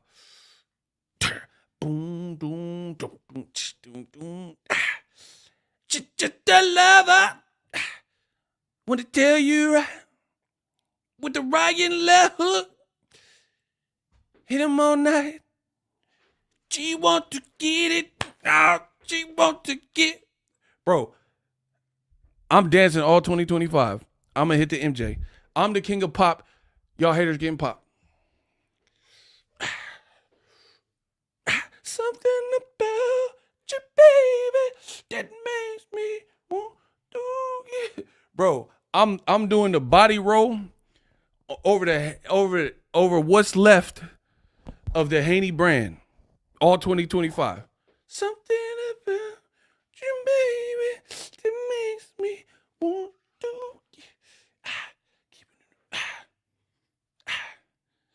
to. Bro, I'm a Shimon over their bodies. Oh my gosh, bro. It's about to be a fun year. And then Haney's gonna start crying. All I wanna say is that they don't really care about us. Skinhead, that everybody got mad. Devin got the left hook in the. Bro, the Haneyx gonna be crying. They're gonna be talking about they don't really care about us. Ego let Ryan do drugs. Ego support a racist. It's the same story. All I want to say is that they don't really care about us. Skinhead, deadhead, Ryan got situation, allegation. On the news, on the roof, about the bruise, bro, it's the same. I've been in the game so long. These can't with me. Oh, they telling me I gotta stop it, bro. The Haneys is y'all going outside, bro. They send their best people too. This guy is nothing. He's a nobody. We should also unsubscribe. Unsubscribe from this guy. He's a poo-poo head. Yeah. Good luck with that. Dev looking like Prince when Mike had James Brown invite him on the stage. Hey, yo, come on. My boy Nando tripping. Hold on. I could see Devin and Rancis Bartholomew or Cowboy Carl. Bro, his career is more, if he fight either one of those people, his career is in bad shape. Bro, Rancis Bartholomew? Yeah, fight Reds. Bro, if he fight Cowboy Carl, I don't ever want to hear a Haydack say the face of boxing again. If that's what it's come to, bro, y'all better hope and pray. Y'all better hope and pray that ain't the case. Cowboy Carl, bro, Barrios beat him like ancient on a tank car like 50 years ago. Bro, if that's what Devin's career has come to, the Hayniacs, y'all in a bad, bad place. It's like the first day in the gym. You in bad shape. Listen, they know Boxingego is the best. I'm past great. It's like the first day at the gym. You in some bad shape. Listen, that's a bar. Let's go. Stop playing with the kid. I said, they know I'm the best in the business. I'm past great. It's like the first day at the gym. Y'all in bad shape. That's a bar. If that's where Devin is at right now, where he got to fight Cowboy Carl or Beyonce's Cowboy Carter or anything like that, oh my God, I can't wait to make some videos. And y'all can say all that, oh, this is the Haney channel. I guess it is. Because I'm gonna make my Skrilla. I'm gonna be making some money. They talking about, oh, ego. Like the funny thing is, y'all say this stuff like it hurts me. Oh, you a Haney channel. Okay. I talk about what's current. So if that make me the Haney channel, the Nello channel, whoever channel, Tank channel, yeah, I'm all that. I don't care about none of that. As long as my light and water bill is paid, I don't care about none of that name, whose channel it is. You guys can give it to whoever you want. It's the Tank channel, the Haney channel, Bill channel, or whatever. Enjoy that. Like that's going to change something. Like the content changes because somebody said that.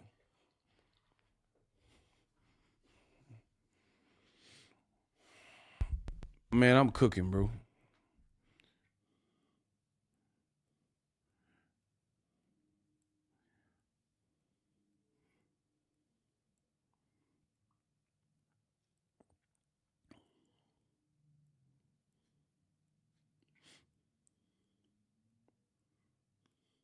Oh, I thought this was a couple. Hey, yo. Hey, Boxing Wildin'. Why they look like a couple low-key? Hey, shout out to the boy Shakur. I mean, I ain't trying to get him in trouble. I know he got a little wifey. Hey, that threw me off. Bro, hey, the Ring Awards got them sitting like it's a couple. That's funny. That's funny.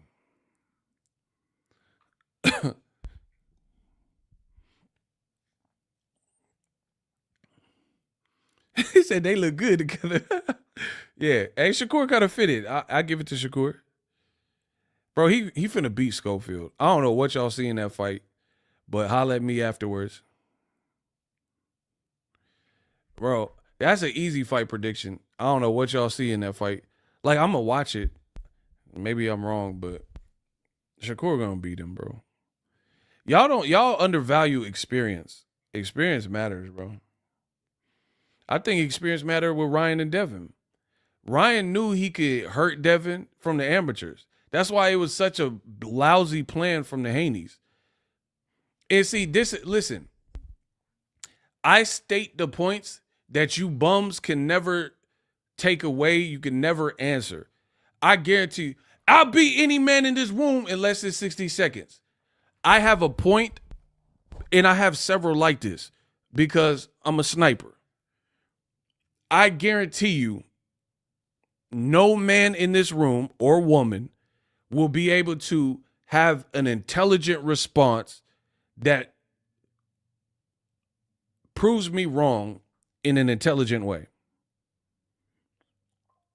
Who wants to play? If y'all want to play, say let's play or just type the word play. That's a challenge to anybody listening. I will say something regarding Haney Garcia in that first fight that nobody will be able to intelligently refute. I don't know what y'all going to say. I don't know what your angle could be, but I am that certain that you guys can't beat me because I'm the best in the business and it's not even close. Who wants to play? All you got to do is say play, and if enough people say it, game on.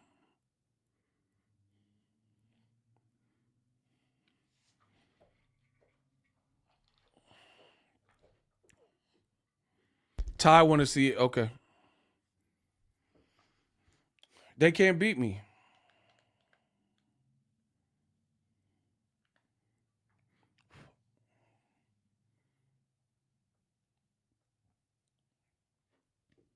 Not a single person can defeat my talking points. I'm that good. Yeah, I'll do a watch party for the Riyadh card. That's a February card, yeah. Not a single one of you. You're not smart enough. You don't have enough knowledge. You don't have enough stamps in your passport to outthink me when it comes to these points. I promise you that. Right?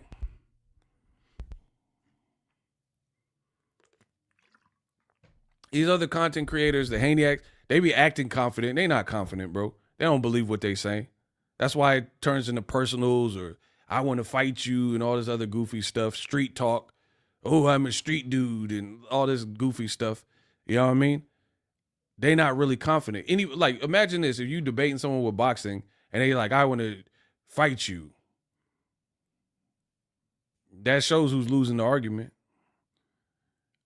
Oh, you a bum. You're broke. You're not a street dude. We talking about boxing. What is me not being a drug dealer, street? You know what I'm saying? Like, it shows you who's losing the argument. That used to happen all the time in the Bay Area, bro. You play the roast game and they start flexing money or something. That's why you broke.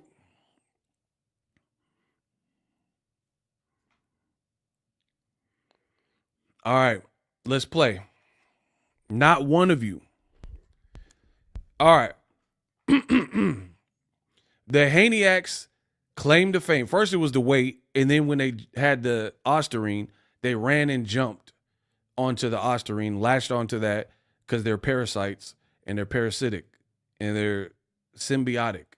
So they latched on Ostarine. This is the reason Devin lost. Blah, blah, blah. So my question to you is this, and not one of these parasites, these rodents, these vermin can defeat me. Watch.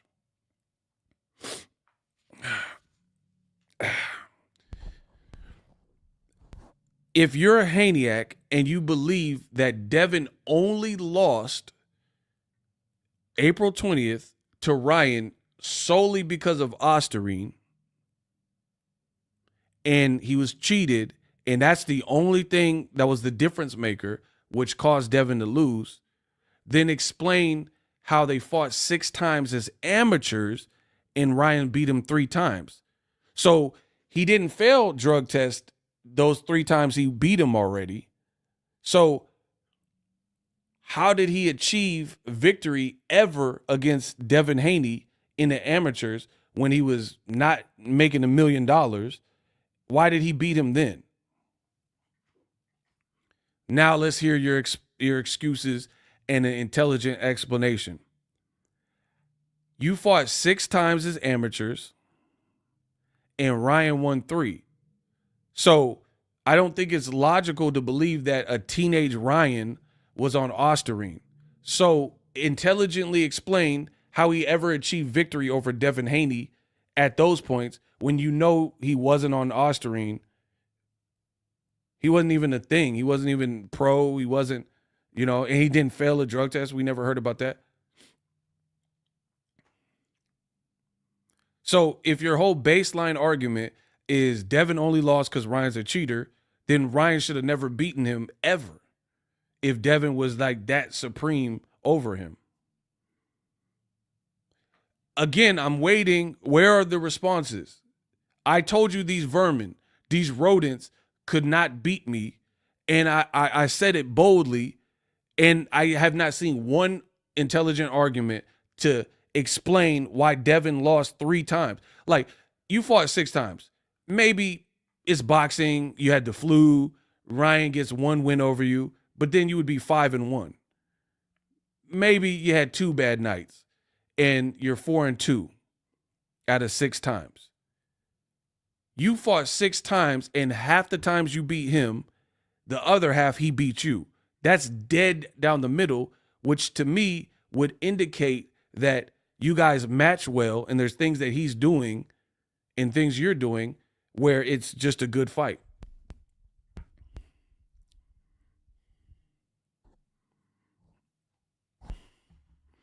Bum. Amateurs are not the pros. That's not what my question was. Are you saying that Ryan's performance wasn't enhanced by the drugs? For starters, you don't know how to spell the word enhance. Somebody need to enhance your English and enhance your grammar. Because you spelled enhance with an I, which is nasty work. So I'm so great, I really shouldn't even be talking to you, bro. Because my time is money and you're wasting my time. When you said, are you saying that Ryan's performance was not enhanced? I shouldn't even really respond to this. Second, you didn't answer the question.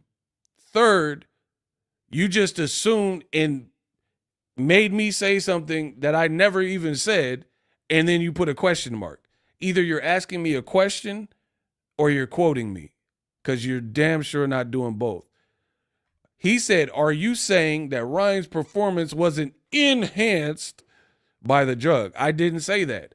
I said, why did Ryan ever achieve victory over Devin Haney in the amateurs? I didn't say nothing about enhance, and I know how to spell the word. Try again. So enhance your grasp of the English language. Enhance your grammar before you ever talk to the dawn. Oh, he back. Hold on. Let me see what he's saying. So by them being, as you put it, this man is illiterate. Bro, why he put a period in the middle of the sentence? Oh my gosh, bro. This man is Sling Blade. He's in the middle of a sentence and he put a period. Bro, like a Kotex. Oh my gosh. I can't be, y'all wasting my time now. This man said, so by them being even as you put it, period. What? How do you just put a period in the middle of the sentence without even finishing? I'm too smart for this. Come on, give me some better work. Come on, bro. You don't even know punctuation. Like, you're not on the level, bro. You got to do some sit-ups, some push-ups, and get your bars up. You're literally put a period in the middle of a sentence, which is highly confusing to me because I'm a genius. Did the drugs give Ryan the advantage, period? That's a question, and you put a period. Bro, this man is illiterate. He said, so by them being even as you put it, period. So you didn't even finish a sentence, and you just put a period. Okay. Then he said, did the drugs give Ryan the advantage, which is a question mark, but then you continue to put a period instead of, and then he said, enhance you happy. Give me some better work.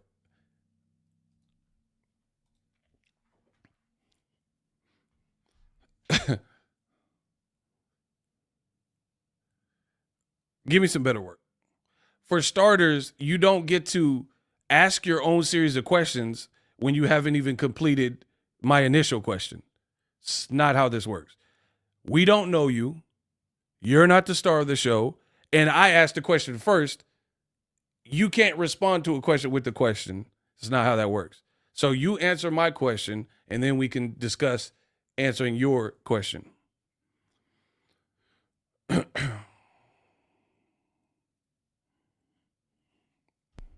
You see, I told you, this is what they do. I'll pose a question and they think, hey, let me avoid his whole question and respond with the question of my own. And then initially have it littered with punctuation and grammatical errors and then lie and say you said stuff that I never said and then put a question mark, which is stupid. And then I'm supposed to answer your question and we haven't even completed the first step. This is so stupid. The fact that Devin was on video working on keeping that hand up is enough. Bro, because he knows he was getting cooked by that left hook. It's very easy to see. If you were always superior to Ryan Garcia, you should have beaten him more times than not. You were dead even in the amateurs, and you had the rubber match, and then he beat you. So that shows that you guys are just a good match for each other. If Devin is like so high a skill set, then why did Ryan split the 6 fights with him?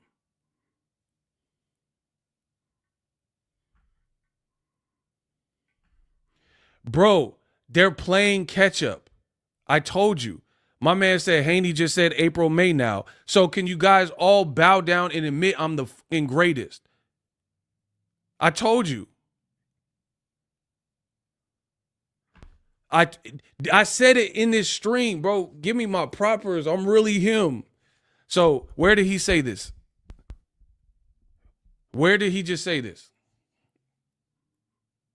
Didn't I just... So the Haney said I'm fake news, but I predicted the future yet again because I'm Ego Stradamus. And then now you guys are telling me he changed the date, which I told you at best, even if he does a deal with Turkey, he's going to have to do that. So I'm literally the best in the business. I'm telling you stuff. So, okay, my man said he just said at the Ring Awards. There we go then. So now the date changes again, which defeats the purpose of you posting a shirtless picture saying back in March. So again, you're not back in March and your plans weren't situated, which is what I predicted. I told you, and you said these guys are being planned and they have a master plan and they're their own bosses and they got everything figured out. Why did Oscar De La Hoya cook Fernando Vargas and he was full of pads? Real steroids. Shout out to my man Nando from the Bay, you feel me? More recently, Amir Khan had the same thing Ryan had, Osterine, and later tested positive. So they wouldn't allow the Kell Brook fight to happen if they knew he failed. Same exact scenario, same exact drug. Amir Khan got knocked out by Kell Brook with Osterine. My man Nando said Fernando Vargas got knocked out by Oscar, and he had harder drugs in his system than Osterine disarm.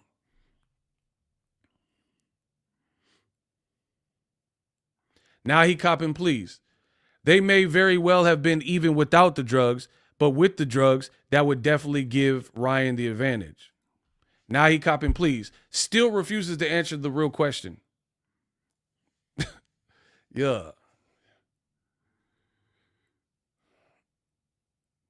Your ego, you're proving my last comment. I guarantee the man pop on the screen. He is part of group 2 and 3 of the Haney Flockers. Tell me what, if you agree. I don't, hold on. I don't know what comment though. Hold on. I didn't see your last comment. I was cooking.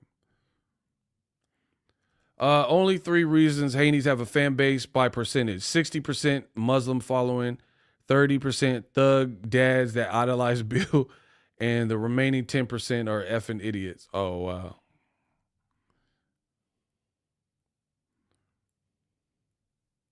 Frank Martin, that is an awesome one. Beat a bigger Michelle Rivera on PEDs. Excellent ad from Victor. You see what I'm saying? My man Cash Crypto said Amir Khan has super high levels of Osterine, not nanograms, and he got cooked by Kell Brook with the chocolate right-hand brownie. So that indicates, since we have a baseline and we've seen fighters, I'm not condoning drug use. So don't try to flip that on me to, oh, ego likes cheating. What I am saying is that it's not definitive that if you take a PD, you're guaranteed to win. That's not how it works.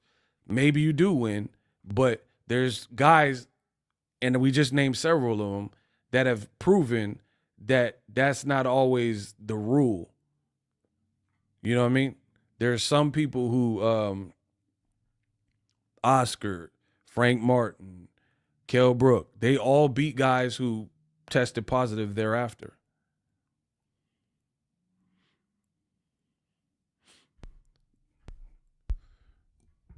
And like, here's the thing, like, for example, because here's the thing with the Osterine.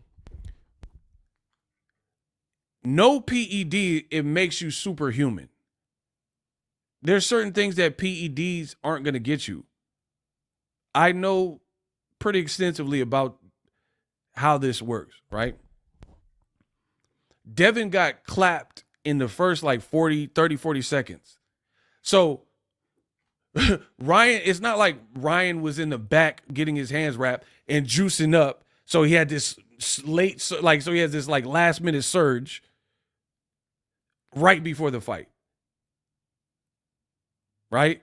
It's not like if somebody like snorted a drug and then they just went in the ring. That's not what happened. You got clapped in the first 30 seconds. Like immediately. So unless you believe that a SARM would turn you into this supernatural embodiment that you're Michael Myers all of a sudden, bro, you've seen guys get knocked out on PEDs. There's no justification for getting clipped. Like in most fights, number one, the first round in big high profile fights is like a filler round. You see what I'm saying? Like most people are like tense, like you're in your full battery, your full energy. Most people are just like, okay, Bob, let me see what he's doing. Like you're trying to figure stuff out, you're not trying to make no mistakes. And then you warm up to the fight. Devin got clipped like pretty quickly. And he was like that. You know what I'm saying? Like PEDs ain't doing all that, especially a SARM. A SARM is not going to just make you. The thing is, Ryan is live and die by that left hook. He has the reach, he has the timing, and he has speed. Devin didn't anticipate. And for me, it was that first round that put Devin off on a bad foot. And he was probably discouraged because now in 30 seconds, you know this muff can hurt you and make you look stupid in front of the crowd. And then it could have just been downhill from there. I believe in boxing in ebb and flows. The ebb and flows, like if you start a fight and it's like starting off horribly for you, that becomes harder and harder to climb back out of. Bro, he got clipped ASAP. Like it might have been the first left hook that Ryan threw. Or threw with some like little, some mustard on it. And Devin got clipped and he was like instantly. And there was moments, I don't remember what round, but I remember this one round, Ryan hit him with something big and Devin tried to smile. You're not Floyd, bro. He trying to smile and then Ryan was just like clipping him in those moments. We gonna see, bro. We gonna see. I feel like after a fight like this is my honest opinion. After a fight like that, you got to go back to basics. And that usually is a tune-up. So if Devin fights someone too hard, it's going to be very interesting. And there might be a lot of slow singing and flower bringing, depending on who the opponent is. I don't know. If it's at a higher weight, especially if it's a guy with power, especially if he don't fight nobody with power or he goes like real low down the totem pole, then whatever. I'm talking about if he fights Subriel Matias, a muff like that. If he fights someone like that, bro, that's a pick 'em fight. Until I see him get a couple in. Pause. Victor Conti said, I don't care if your toothpaste gets spiked with PEDs. Yeah, that was weird too. Hey, that's petty. Someone said he got clapped like Miller Boyette audience from the 90s sitcoms. I forgot about that. That's funny. Bro, I'm telling you, PEDs is not a fix-all where you're just guaranteed to be on something and win. Like, for example. Okay, for example. How you know that someone you're sparring is not on PEDs?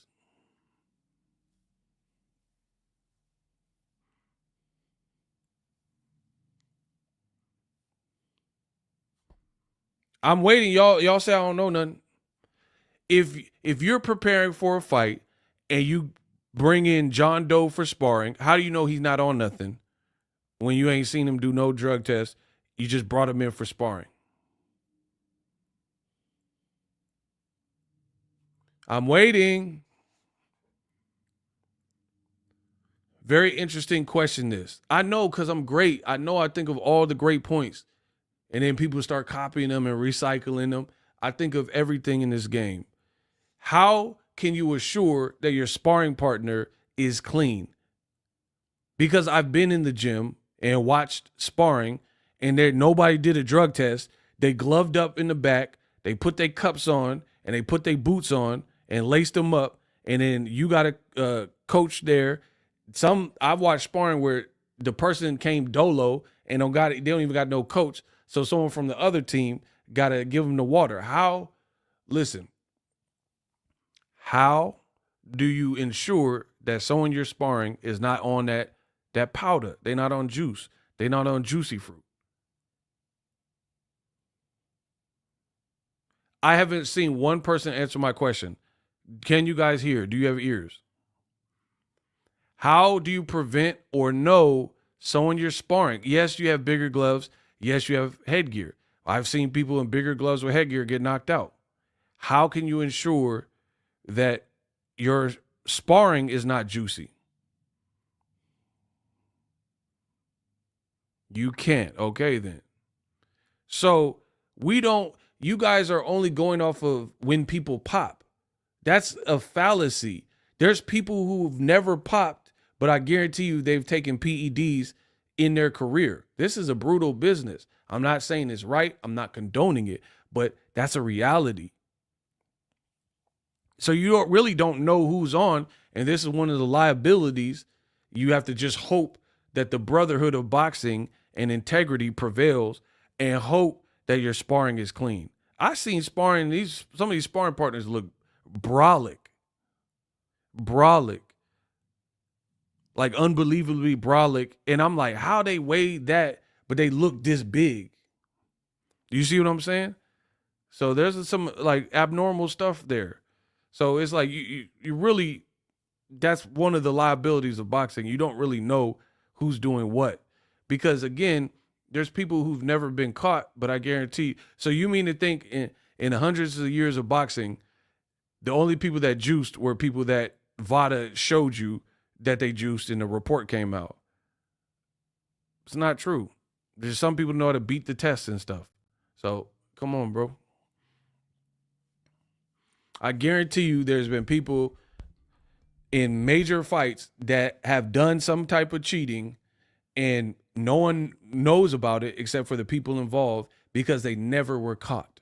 They never, like, for example, I'm not in prison. My homies ain't in prison, but guarantee we was doing stuff that we shouldn't have been doing earlier on in life. Do you see what I'm saying? So just because someone doesn't have a rap sheet don't mean they never caught a body or never robbed or never did this. That just means you ain't got caught for it. You see what I'm saying? So you guys got to open and expand your mindset. People who cheat aren't just the people who are getting caught. I've shoplifted before. I'm not saying like I'm proud, but I shoplifted. It was dumb, whatever. Judge me. I'm just being real. I've shoplifted before. I never got caught. I never got caught for it. You see what I'm saying? So does that make me like, oh, I never shoplifted just because I never got caught? Because I never got arrested for it? You see what I'm saying? That's boxing. There's people on stuff. I'm not naive. I understand that. I know people who've been on stuff. You know, I'm not at liberty to speak on it, but I know they've been on stuff because I know people on their team. I'm not Wendy Williams. I'm not going to do no tell-all book, but I know stuff in this game. I know people's deep, dark secrets. I know what happened in sparring. I know who got knocked out. I know who's juicy. Now, I'm not saying I know every single person, but I'm saying I've heard these stories. Boxing is a small group. It's a niche group. So you be around the right circles, you kind of know who's doing what and what happened. I know undefeated fighters and who knocked them out. But to y'all the fans, you know what I'm saying? They undefeated fighters and no one can beat them. But I either seen it or heard it and from trusted people, that undefeated fighter was getting dealt with in sparring. It happens.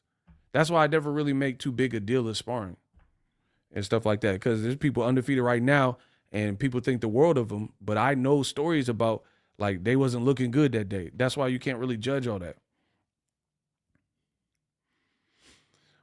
Triple G looked the best in the first Canelo fight.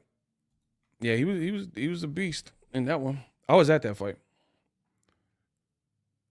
Margarito split the one dude's ear open but didn't get caught with illegal raps until Mosley.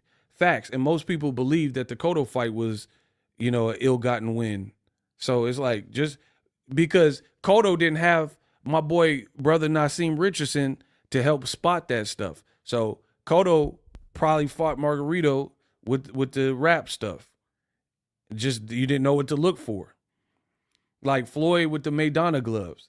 Floyd, he like, hell nah, you ain't wearing these gloves. But somebody else Broner might have fought Maidana, and Maidana had the same gloves. Floyd wasn't going for it, but Broner might not, his team, maybe they didn't check Maidana gloves the same. Or they was like, oh, these is cool. You see what I'm saying? Like, this is boxing.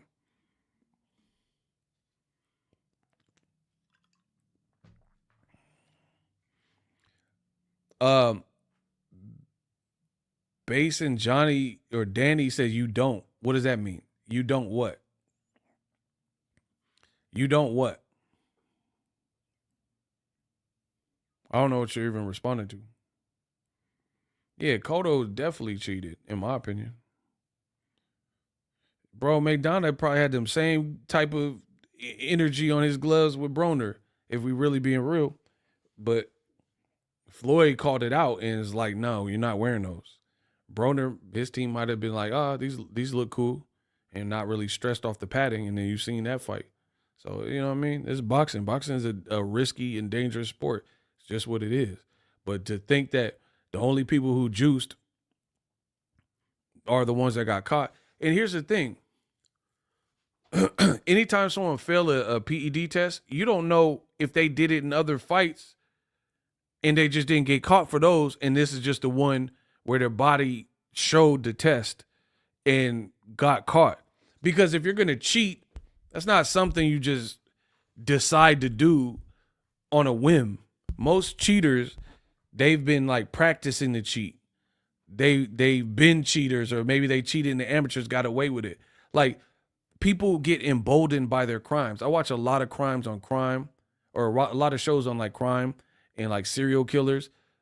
Most of these serial killers, they had brushes with the law, or they were torturing and killing little animals and stuff, and they were getting away with it. And then they might have like molested a girl or something and got away with it. And then they become more emboldened with their crimes because it's been a gradual progression, and now they just doing Jeffrey Dahmer stuff. Because you've been getting away with the little stuff, and then your fantasies grow of like this sick psychotic world you built, and then now you start graduating to like, oh, I want to catch a body, I want to do I'm Jeff Dahmer. You know what I mean? So it's like, you think these people just started cheating out of nowhere? Most people probably, it's like a progression, and then you just all the way cheating. Anyway, I need some food. I'm out of here. Hopefully you guys enjoyed this. Like I said, we'll see what Devin, when he fights next. We're going to see. We're going to see what's decided.